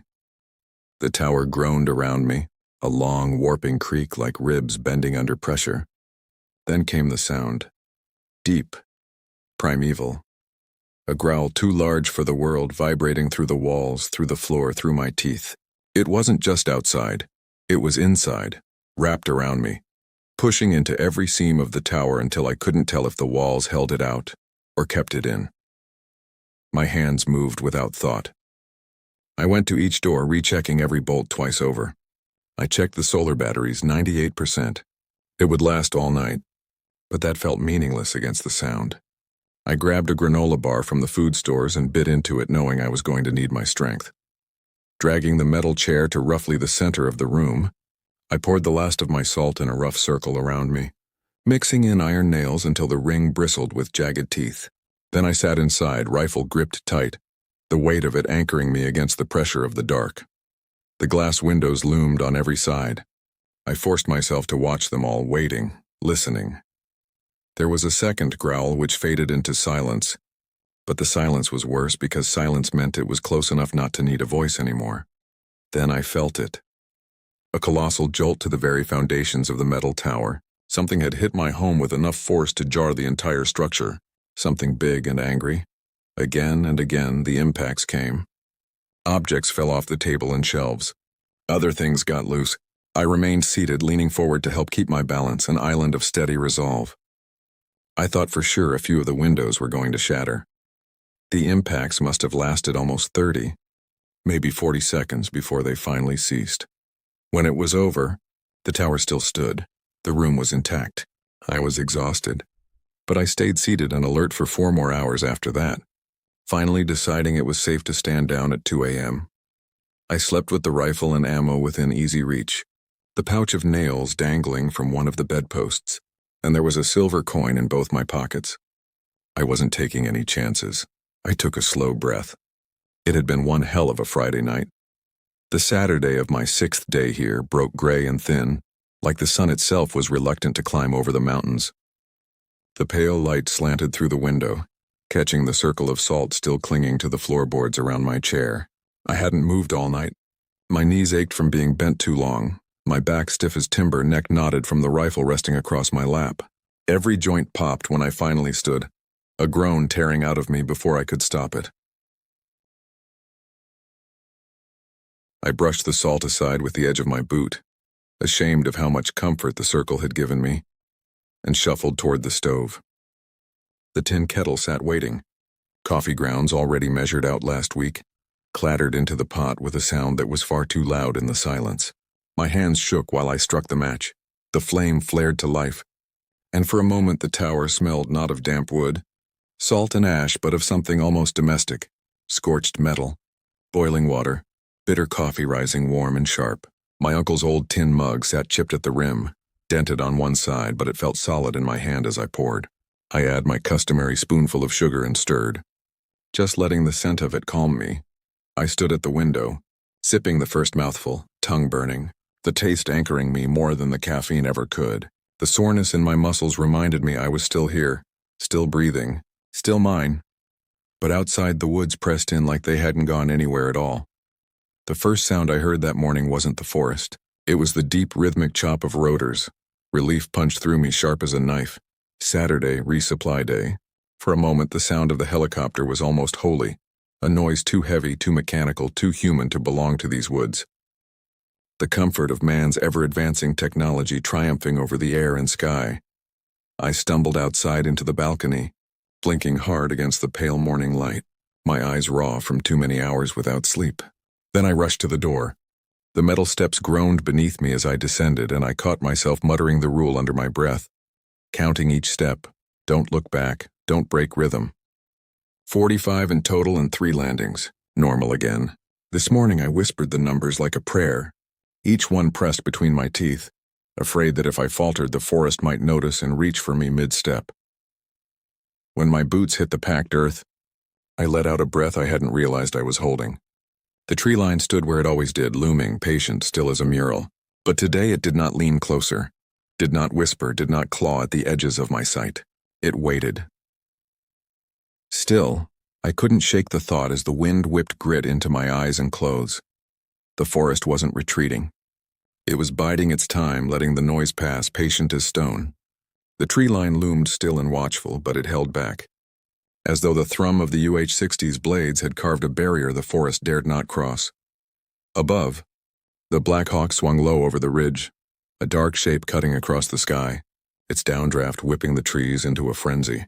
The sound rolled over the trees like a shield, pressing them back, as if the machine's violence carved a clean wound through the forest's hunger. For the first time in days, the watchtower didn't feel like an island sinking into dark waters. It felt like it might still be tethered to the world beyond. Pine needles scattered like green rain, stinging my face as I shielded my eyes. The pilot brought it steady over the clearing, lowering the sling load. Now that it was closer, I saw that the Black Hawk had the same dark green paint scheme as the ones I observed the day before. I half expected that it would have the same eye in the diamond with the crossed arrows behind emblazoned on its side, but I guess that would be too conspicuous. inasmuch as a dark-colored helicopter ever was. As for the heavy pallet that descended towards me, chained and tarped, it actually wasn't that big. A rectangular iron lockbox about 2 ft wide and 3 ft long in size. It was only supposed to contain about 7 to 8 days' worth of supplies after all. As soon as the box touched the ground, I was on it in an instant. I knew that these sort of drops needed to be executed in as quick and efficient a manner as possible. Almost immediately I could see that the iron box could not be detached from the chains. I guess I'll have to open it and repack its contents in my backpack. I opened it and did a quick inventory of the stuff inside. Canned goods, a couple pounds of frozen meats, some fresh produce, a bag of coffee with creamers and sachets of sugar, an entire sack of salt, and a small box of iron nails.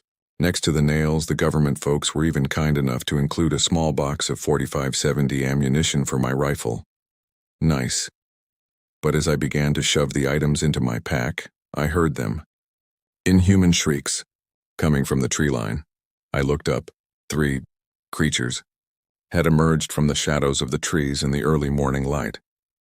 I realized then that it was still 7 a.m., 3 full hours from the safe period of patrol. My blood turned to ice water as my eyes widened in horror. The things weren't men, weren't animals. They were wrong. The first thing I noticed was the way they moved, too fast, too deliberate, but broken. Like film-missing frames, stuttering forward in lunges and jerks that made my eyes ache to follow. The creatures were man-shaped only in the loosest sense, stretched and distorted into something that looked like flesh forced over broken scaffolding. Their limbs dangled too long, bending at joints that didn't exist, and their heads lolled unnaturally, antlers jutting like spires of bone. Their eyes glowed like cinders in the half-light, fixed and pitiless, and when their mouths tore open too wide, splitting back toward their ears, the shrieks that poured out carried a vibration so sharp it felt like the air itself was breaking. Above, the helicopter bucked in the air. The pilot had seen them. He had to have. A moment later, the side doors rattled open.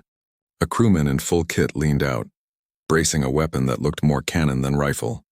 Almost immediately, the distinct thud-thud-thud of heavy-caliber gunfire was interspersed with the helicopter's rotor wash.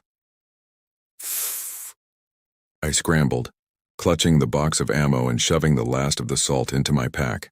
The nearest of the creatures went down, writhing on the ground in agony from what looked like multiple incendiary rounds burning their way through its body. But the second creature vaulted over its thrashing body with impossible grace, legs folding like a spider's as it launched forward, claws slicing through the ground like plow blades. I snapped the lever on my rifle, jamming a fat 45-70 round into the chamber. The butt slammed into my shoulder as I brought the sights up, trying to steady my hands.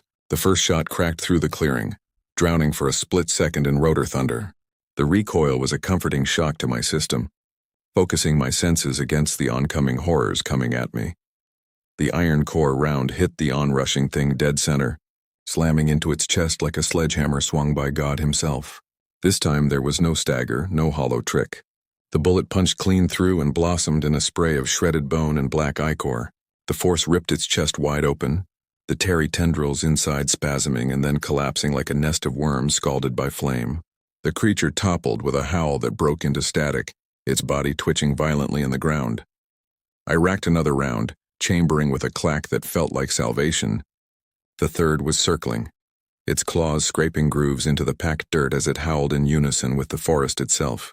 The trees rippled in the distance, shadows thrumming like a heartbeat, as if dozens more pressed against the threshold. Waiting. The Black Hawk crewman raked the tree line with fire, the heavy gun chewing through pine and branch. The shrieks multiplied from beyond the tree line, dozens of unseen voices answering the gunner's fury. The air tasted like metal and smoke, but I was no longer frozen. My sights found the next target. My rifle bucked again, iron and fire roaring into the morning. And for once, I felt like maybe these woods weren't untouchable. The smoke from the gunner's bursts hadn't even cleared before 2 more figures tore themselves from the tree line. Their antlers caught the pale morning light, jagged and branching like dead trees ripped from the ground.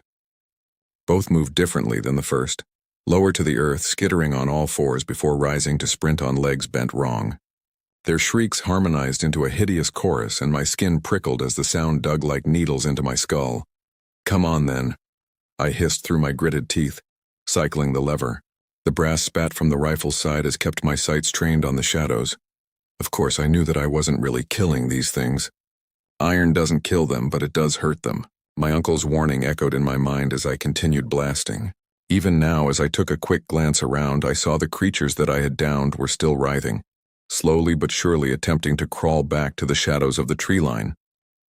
Curiously, though, the ones that the chopper gunner had nailed had stopped moving and were beginning to dissolve in smoking masses of ooze. I let them be as more pressing matters presented themselves. The first of a new pair lunged, claws carving the earth, its burning eyes locked on me. I squeezed the trigger again. The big 45-70 Guft round roared out of the barrel. The iron core bullet hit it high in the sternum, the crack of impact carrying even through the helicopter's thunder. The round exploded out its back in a geyser of shredded matter. Black ichor sprayed across the clearing, sizzling where it touched the dirt.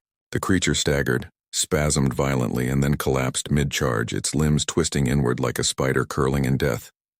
The second creature screeched, but it didn't attack. Its head lolled unnaturally as it paced at the edge of the clearing, claws flexing. Then, with a jerking motion, it tilted its face skyward at the circling Blackhawk. Its glowing eyes seemed to narrow. For an instant, I thought it might try to leap at the hovering machine. Instead, it shrieked one last time and skittered backward into the tree line. Its retreat was not flight, but something far more controlled, deliberate, as though it had judged me, measured me, and decided the game was not over. Just delayed. I stood there panting, my rifle still shouldered, the barrel smoking in the morning air. My ears rang from the shots, and my body thrummed with the sharp aftershock of recoil and adrenaline. Above, the Blackhawk continued to hover, rotors chopping the air, the box still firmly on the ground like the anchor of a ship. The pilot must have had remarkable control of his craft. I glanced up to see the gunner's weapon scanning the trees. The hovering presence pressed the forest back like a hand on a wound, but already the tree line rippled with shadow again, a patient reminder that the reprieve was temporary. I quickly went back to the box and finished shoving every last bit of the supplies into my overburdened pack. Then I closed the lockbox with an audible clang and stepped back. Looking up once again, the helicopter couldn't stay. I knew it. They all knew it. They probably went through this routine every week. Or so I thought at the time. I didn't find out until about a year later that this sort of attack only happened twice before in the last decade. So I must have really pissed these things off something fierce the past few days, which, considering what they did to my mental state on a daily basis at the time, I chalked up to a win. With a final sweep, the gunner slammed the weapon back into the craft, then gave a brief nod down at me, acknowledgement, maybe even respect, before sliding the door shut. The chopper tilted, lifted, and within moments it was a dark speck tearing away across the ridgeline, its sound fading into the vast weight of silence. And just like that, I was alone again. Alone with the supplies, the salt, the rifle heavy in my hands, and the forest, still watching, still waiting. I double-timed it back to the watchtower, adrenaline making the heavy bag on my back little more than an inconvenience. I climbed the stairway quickly, counting out loud the entire time. 45 steps, 3 landings, all good. I still touched the silver coin the door before I opened it. I quickly scanned the interior with growing familiarity. I've been here now for a few days, so I was starting to get a feel of which things belonged and what didn't, though I still had to check the list a couple times. Finding nothing amiss, I finally allowed myself to relax and deposit the pack in its customary chair by the table as the adrenaline finally began to bleed off me. By the time I'd stowed the supplies, the first crash of fatigue hit me. My legs shook as though the adrenaline had burned straight through the muscle, leaving nothing but trembling cords. I forced myself to sit only for a moment, breathing against the copper tang of gunpowder still clinging to my hands. But routine wouldn't wait. Routine was survival. I washed up a bit, made myself a ham and cheese sandwich to pair with my sweetened black coffee, and got back to readying myself for the rest of the day. A little time later, I checked my watch. 10 SOAR patrol time. The forest wouldn't forgive me for being late, not after what had just happened. I checked over and slung the rifle and packed up my pouch of salt, which I had refilled from the new supplies. I gave everything one more once over, and then locked the door behind me. Each step down the tower was methodical this time, still counting the numbers out loud, but softer this time, like the counting itself might keep the forest from noticing me. 45. 3 landings. Every motion award. When I reached the bottom, I took a deep breath, knowing full well now what type of creatures dwelt in the forest I was about to walk into. But as a British friend of mine said once, you just gotta crack on. The clearing looked unchanged, but the air felt heavier now, thick as damp cloth against my skin. Of the revolting bodies and oozing blood splatters that were left during the battle, there were no signs. Everything looked pristine, as if nothing utterly horrific happened here 3 hours ago. Kind of them to do the cleanup. I chuckled darkly, though I self-reasoned that these things probably completely dissolve under the direct sunlight, like vampires in myth, which was probably why my patrol hours were from 10 a.m. to 2 p.m., when the sun was at its apex in the sky. Maybe. It didn't explain why these things could still move around in the day. I mean, they can't die because the forest will simply revive them or some shit, but maybe they were weaker in the day? I tabled the thought for later. The tree line loomed closer than before, branches knit tighter together like ribs closing around a heart. The silence pressed against me, so absolute that even the crunch of my boots on dirt sounded like an intrusion. I set out on the patrol path, rifle up, eyes sweeping. The forest was quiet, unnaturally so. Even the wind seemed to have gone still, pine boughs hanging limp as if the trees themselves were holding their breath. The first totem stood where it should, salt circle unbroken, coins gleaming faintly in the weak light. I crouched low, running my hand near the dirt. The salt hadn't been disturbed, but the ground around it wasn't right. The soil looked churned, as though something had dragged claws through it during the night, careful not to break the circle, but close enough to remind me they'd been here, watching, testing.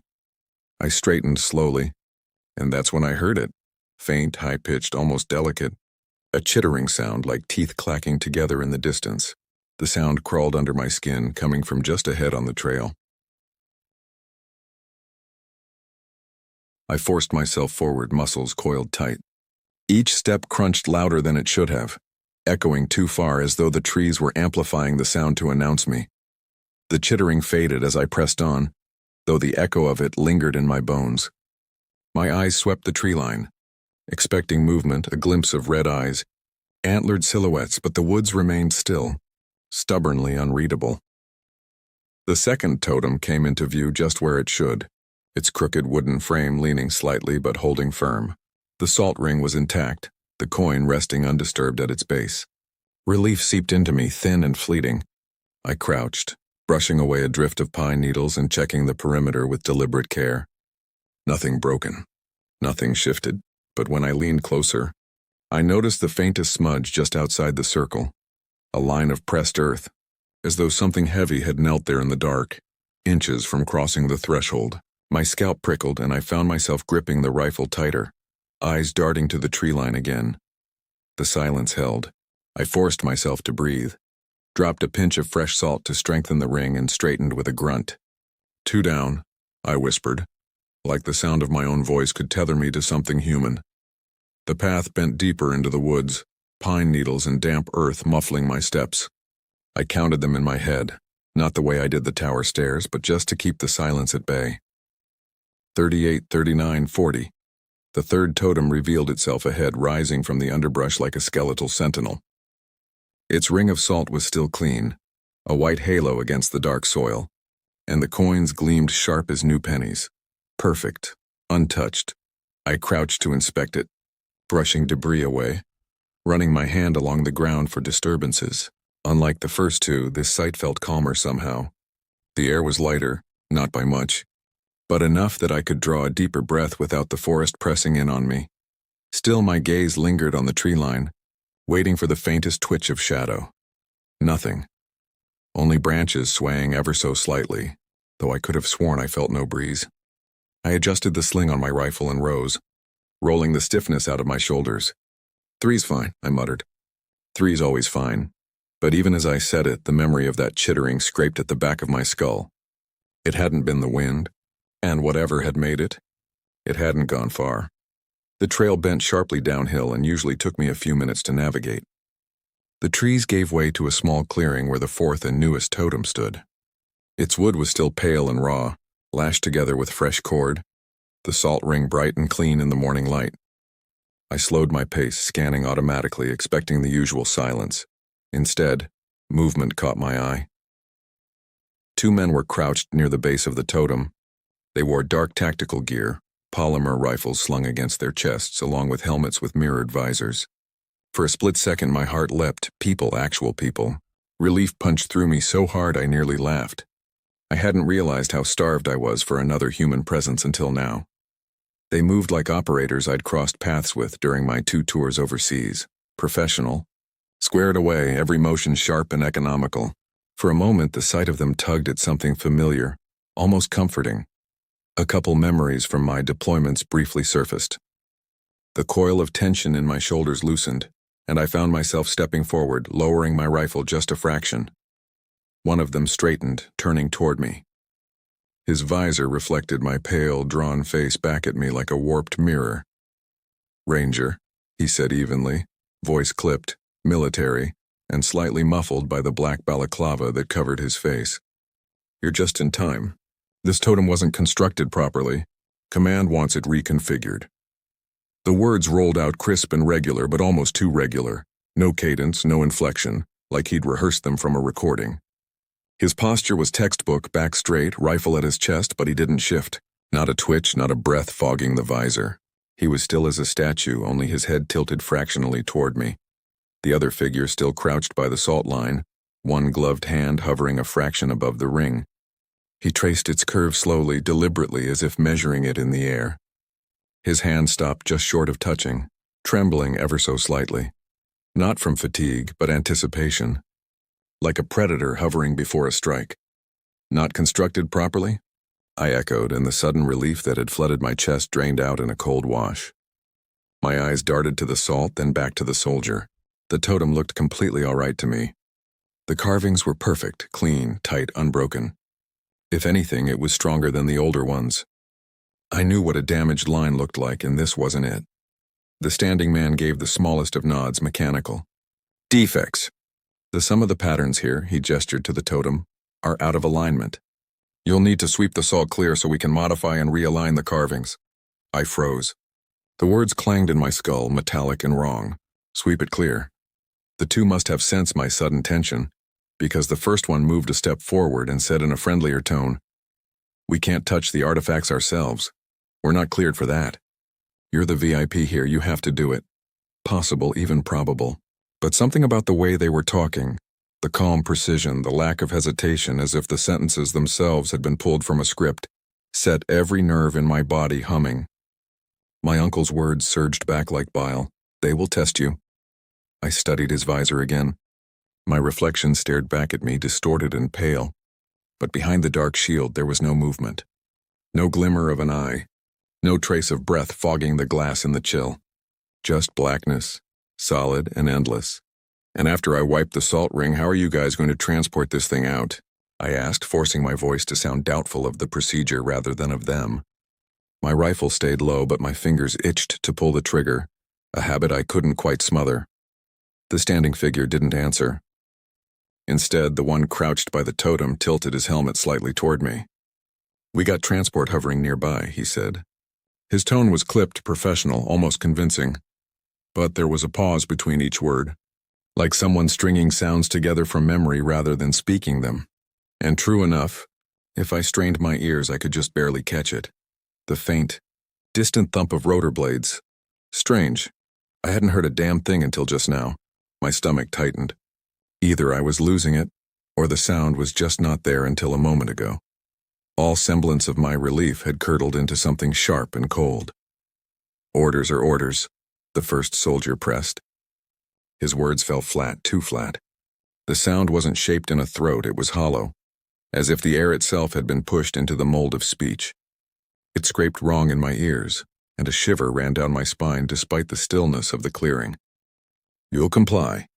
The second soldier finally raised his head from the salt line. For an instant his visor caught the light, and I wished it hadn't. Behind that mirrored surface there was no hint of an eye. Instead, something slick and restless writhed, like oil floating on water, colors sliding and twisting across each other in shapes that weren't natural. The shimmer pulsed faintly as though aware of my stare. It wasn't a man staring at me from behind that visor. It was something else, something wearing the outline of a soldier, something that had learned the shape but not the soul. It watched, measured, weighed me like a butcher sizing up meat. First the girl and now these two. My chest seized with raw terror, but underneath the panic a flicker of heat sparked in my gut, simmering anger. Enough of this. Enough of being tested, toyed with. I shifted my weight back, hand tight around the rifle's grip. I hadn't raised it yet, but every nerve screamed for me to. The trees loomed silent and swollen around us, the whole forest waiting for the slip. They had me outnumbered and outgunned, at least if the guns were even real. Couldn't take the chance, so I needed a plan, some way to distract them. I paused. The beginnings of something utterly stupid flared in my mind. Something only a bunch of dumb Army E4s would think of. Whatever. If it works, it works. If it doesn't, I'm dead anyway. I let my shoulders sag, gave them a nod like I'd finally caved. All right, I muttered, voice low, resigned. That makes sense. I took a couple steps forward, then gave the impression of looking behind them and slightly upward. Hey, I said, a brow raised and pouring in a lot of fusion into my tone. Did you guys bring in a second helicopter for this? Because it's coming in too fast. The effect was instant. Both things froze then in the same breathless second with almost inhuman speed. They both turned to look behind them to search the sky for the incoming helicopter. I didn't waste a second. My rifle came up in a single smooth motion, sight on the first imposter's faceplate, and I squeezed. The round punched through with a wet crack, shattering the facade. What dropped wasn't a man. It convulsed, body unraveling into something thinner, boneless, sloughing into a shriek as its false skin collapsed inward. The second roared. Not a human sound, not even close, more like claws raking against iron inside a furnace. It lunged faster than I'd expected, its rifle vanishing into smoke as its hands tore into long, blackened talons. I barely swung my weapon around in time, parrying the first swipe with the rifle. The impact rattled my bones, nearly tearing it from my grip. The thing also recoiled a bit, as if touching the black iron of the barrel had hurt it. But the moment passed and it came in high to slashed at me again. I drove my boot into its knee, felt the joint crunch, which surprised me. Then I shoved the rifle's muzzle up under its chin. Point blank, I pulled the trigger. Once, twice, cycling the lever each time. The rounds blew open the visor, tearing through the mass of unidentifiable meat beneath. Its body spasmed, twisting in ways no spine should, then collapsed into a puddle of tar that hissed against the salt ring. For a few heartbeats, the only sound was my ragged breathing, the echo of the gunshots rolling away into the tree line. The forest swallowed the noise greedily, returning to that suffocating silence. I noted that the sound of the distant chopper had also ceased. Holy shit, I can't believe that worked. I swallowed hard, throat raw, forcing myself to look down at the mess bleeding into the dirt. The tar hissed and bubbled where it brushed the salt, eating at the earth but never crossing the line. Curiously, much like those hit by the chopper crewman back at the watchtower clearing, these things had dissolved into oozes instead of retaining their shape and attempting to crawl back into the shadows. I glanced up, checking the position of the sun. It was high noon, as the old gunslingers would say. Maybe there was some merit in my earlier thought of them being weaker during patrol hours. I looked back at the totem.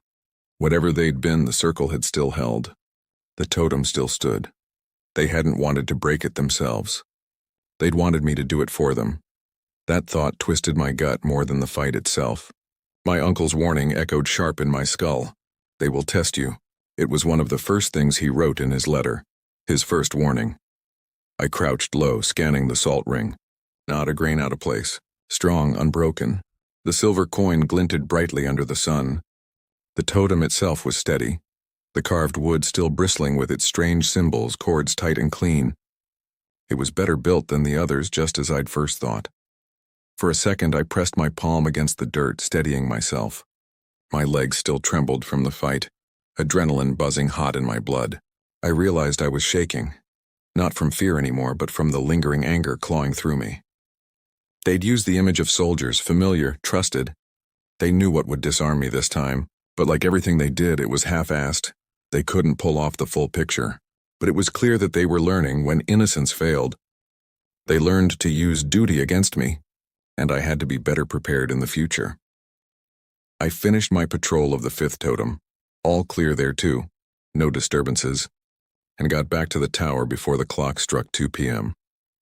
The climb felt longer than usual as I counted out the steps.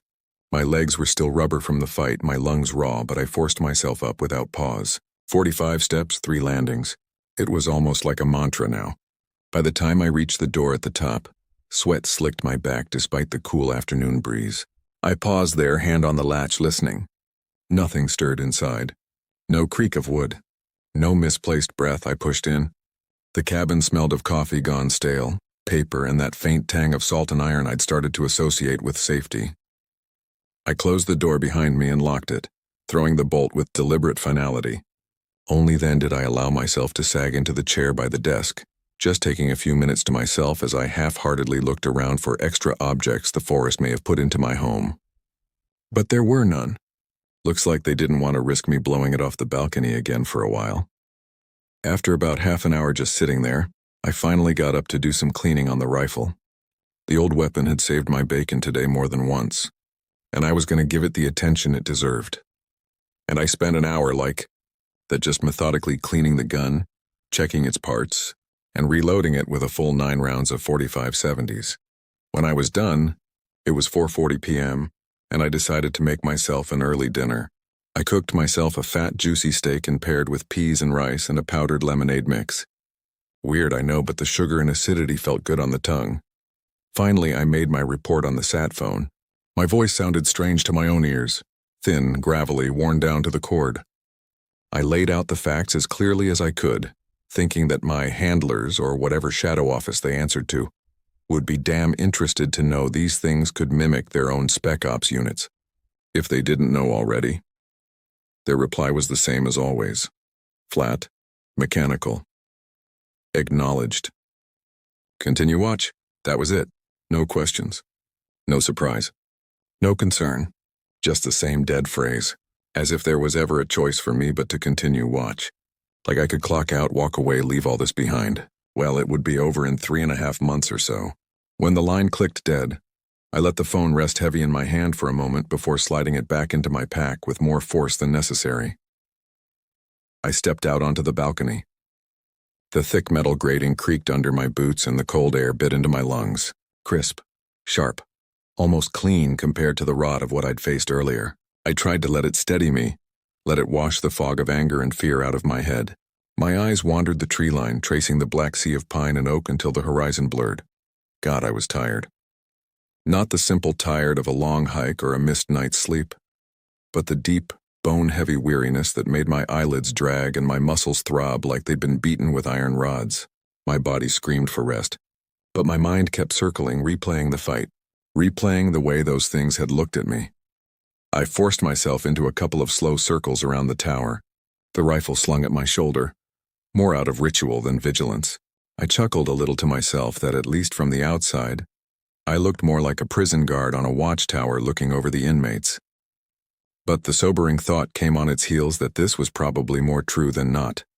As I circled, each lap felt slower than the last, my boots scuffing against the boards as if gravity had doubled.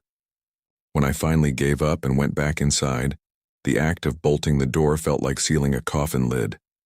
Again, I checked for foreign objects. Again, I came up empty. I scattered salt across the windowsills and the base of the door frame, dragging the last of my strength into the motions. A final sprinkle around my bed for good measure. The rifle went beside me, freshly cleaned, freshly loaded, resting within easy reach. That little ritual gave me just enough comfort to let go. I collapsed onto the cot, my body folding into it as if I were sinking into water. The mattress was thick but frayed, the blanket scratchy. It didn't matter. My bones ached for stillness.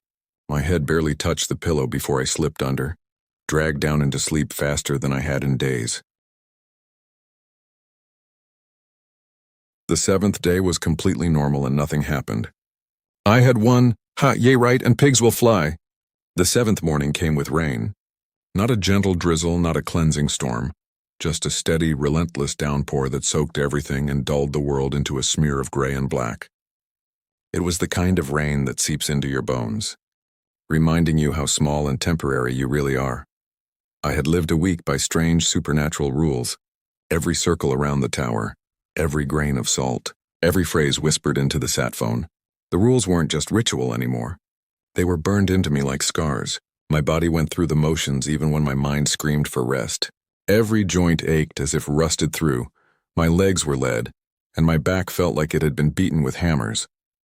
I was sick of it, all this shit. Sick of the chanting, the counting, the salt, the endless paranoia.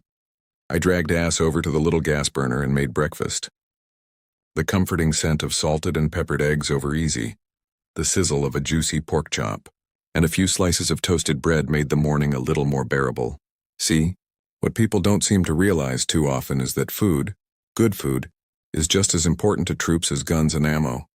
There is an entire industry behind the military just dedicated to developing and making good, long-lasting food, because as every soldier and Marine officer knows, a good meal every once in a while keeps their warriors' morale up.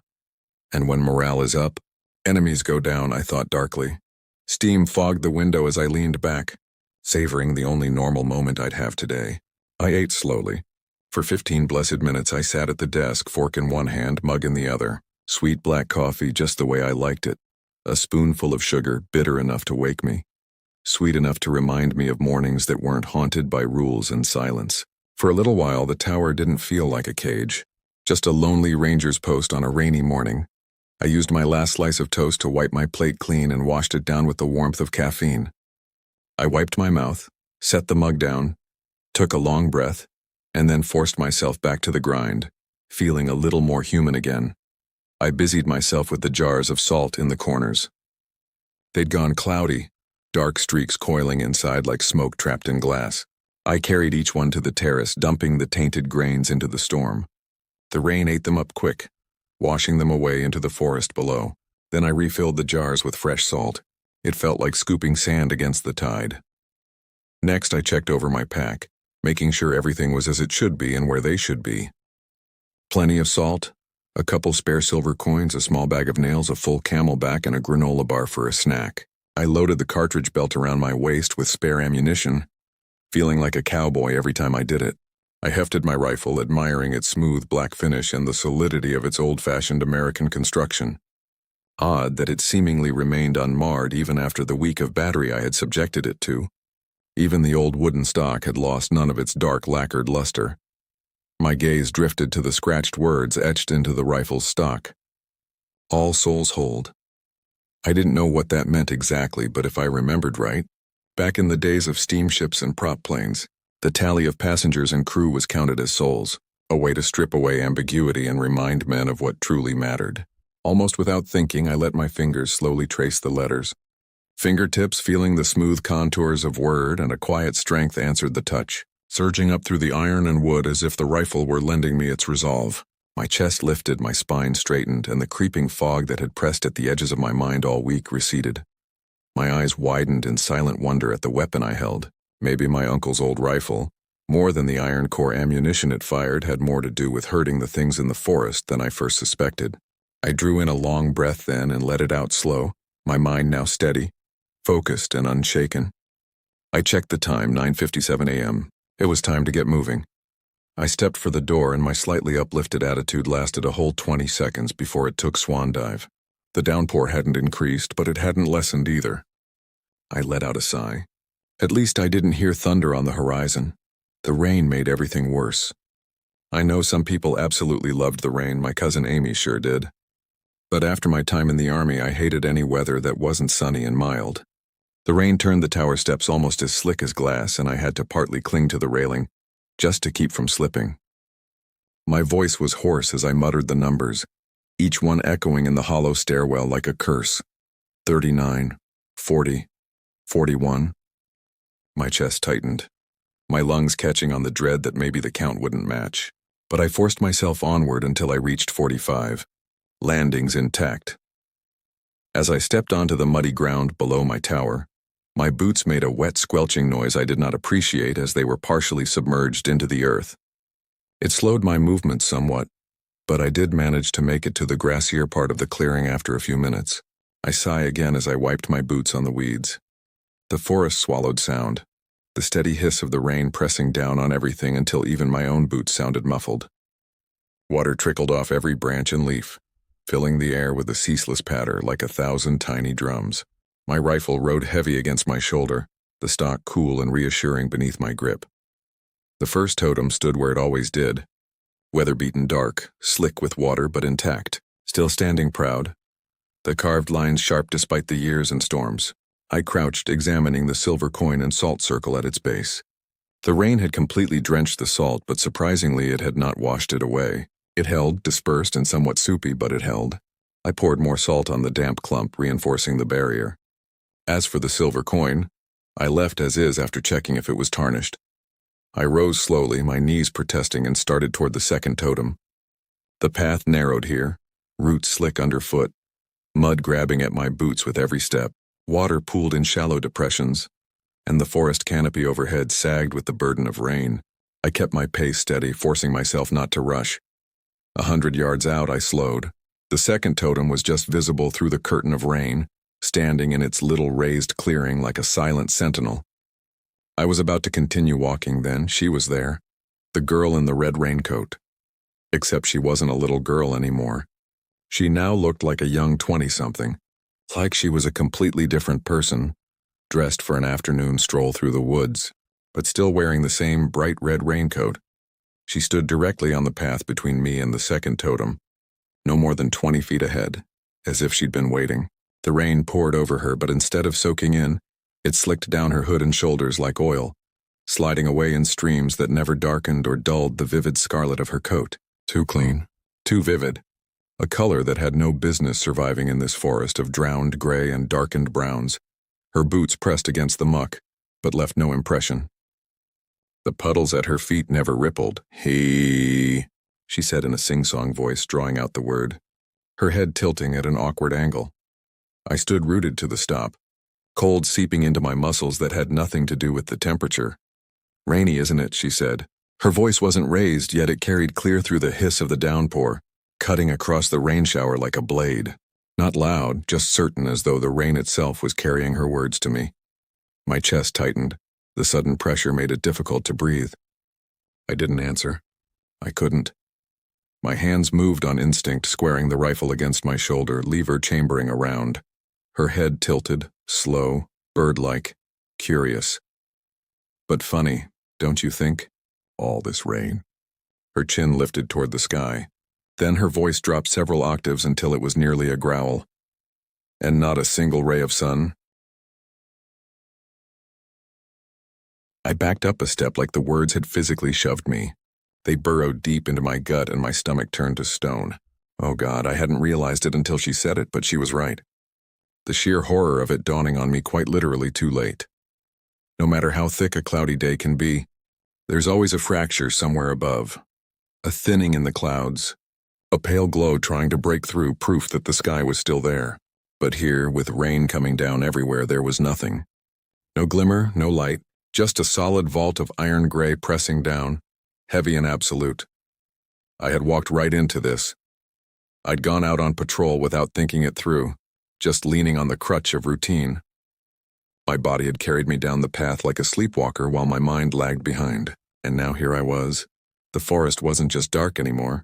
The shadows between the trees seemed to lean closer, stretching long fingers toward me, reaching, creeping, trying to pull me down into the muck and hold me there. The air was so heavy I could barely breathe. The hiss of the rain, a steady whisper that pressed against my ears like 1,000 voices all speaking at once, too low to understand but too loud to ignore.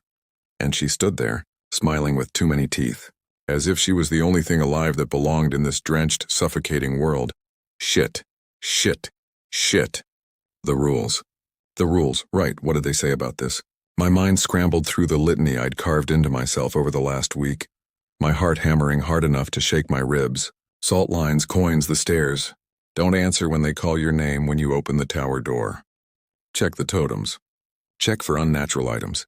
Numbered challenge codes, but this? No mention. None. Her smile deepened as if she could taste my panicked confusion. Her boots still hadn't left a mark in the earth, and the rain kept flowing down her coat without ever soaking in. She raised a pale hand, tilting her head. Not a gesture of greeting, something colder, almost like an invitation to die. My knees threatened to give. My throat locked up. the kind of fear that freezes instead of burns. The rifle felt like dead weight in my hands, useless as a toy. The rain thickened, each drop smacking like nails on the canopy above, hammering me into place. The trees leaned closer, the path behind me shrinking as if the forest itself were swallowing me whole. I ransacked my uncle's letter in my head, his scrawled rules, his desperate warnings. My own memories of going over them again and again in the light of the tower. And then, a thought broke through like an arrow cutting through the air. This wasn't in the rules, sure. The rules weren't foolproof. But it wasn't in the letter either.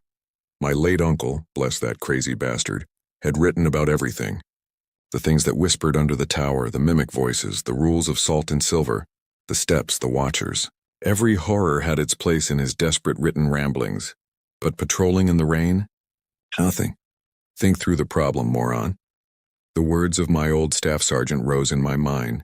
He had been a hard man, but he cared and looked out for his soldiers. I was there when he shoved a dumb private out of the way and took 3 AK-47 rounds to the neck. Yes, Sarnt. That meant... My chest loosened, just a fraction. My breath shook, but it came. Almost on its own, the rifle in my hand steadied its aim. If the rules were written to deal with the unnatural, then why wasn't this written down? Because, God help me, this was natural. The weather meant nothing.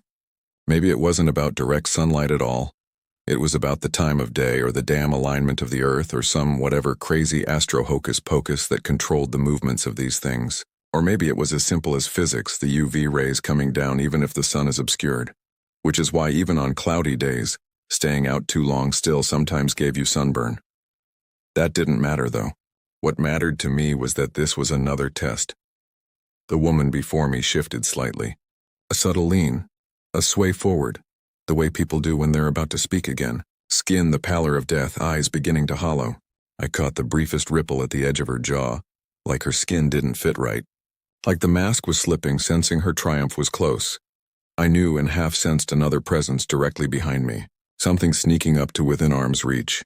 They were trying to trick me into making a mistake, into abandoning my patrol. I had a distinct feeling that if I broke and ran from this thing, I was a dead man. The rules would be broken, and it would allow whatever was coming up from my six to skewer me.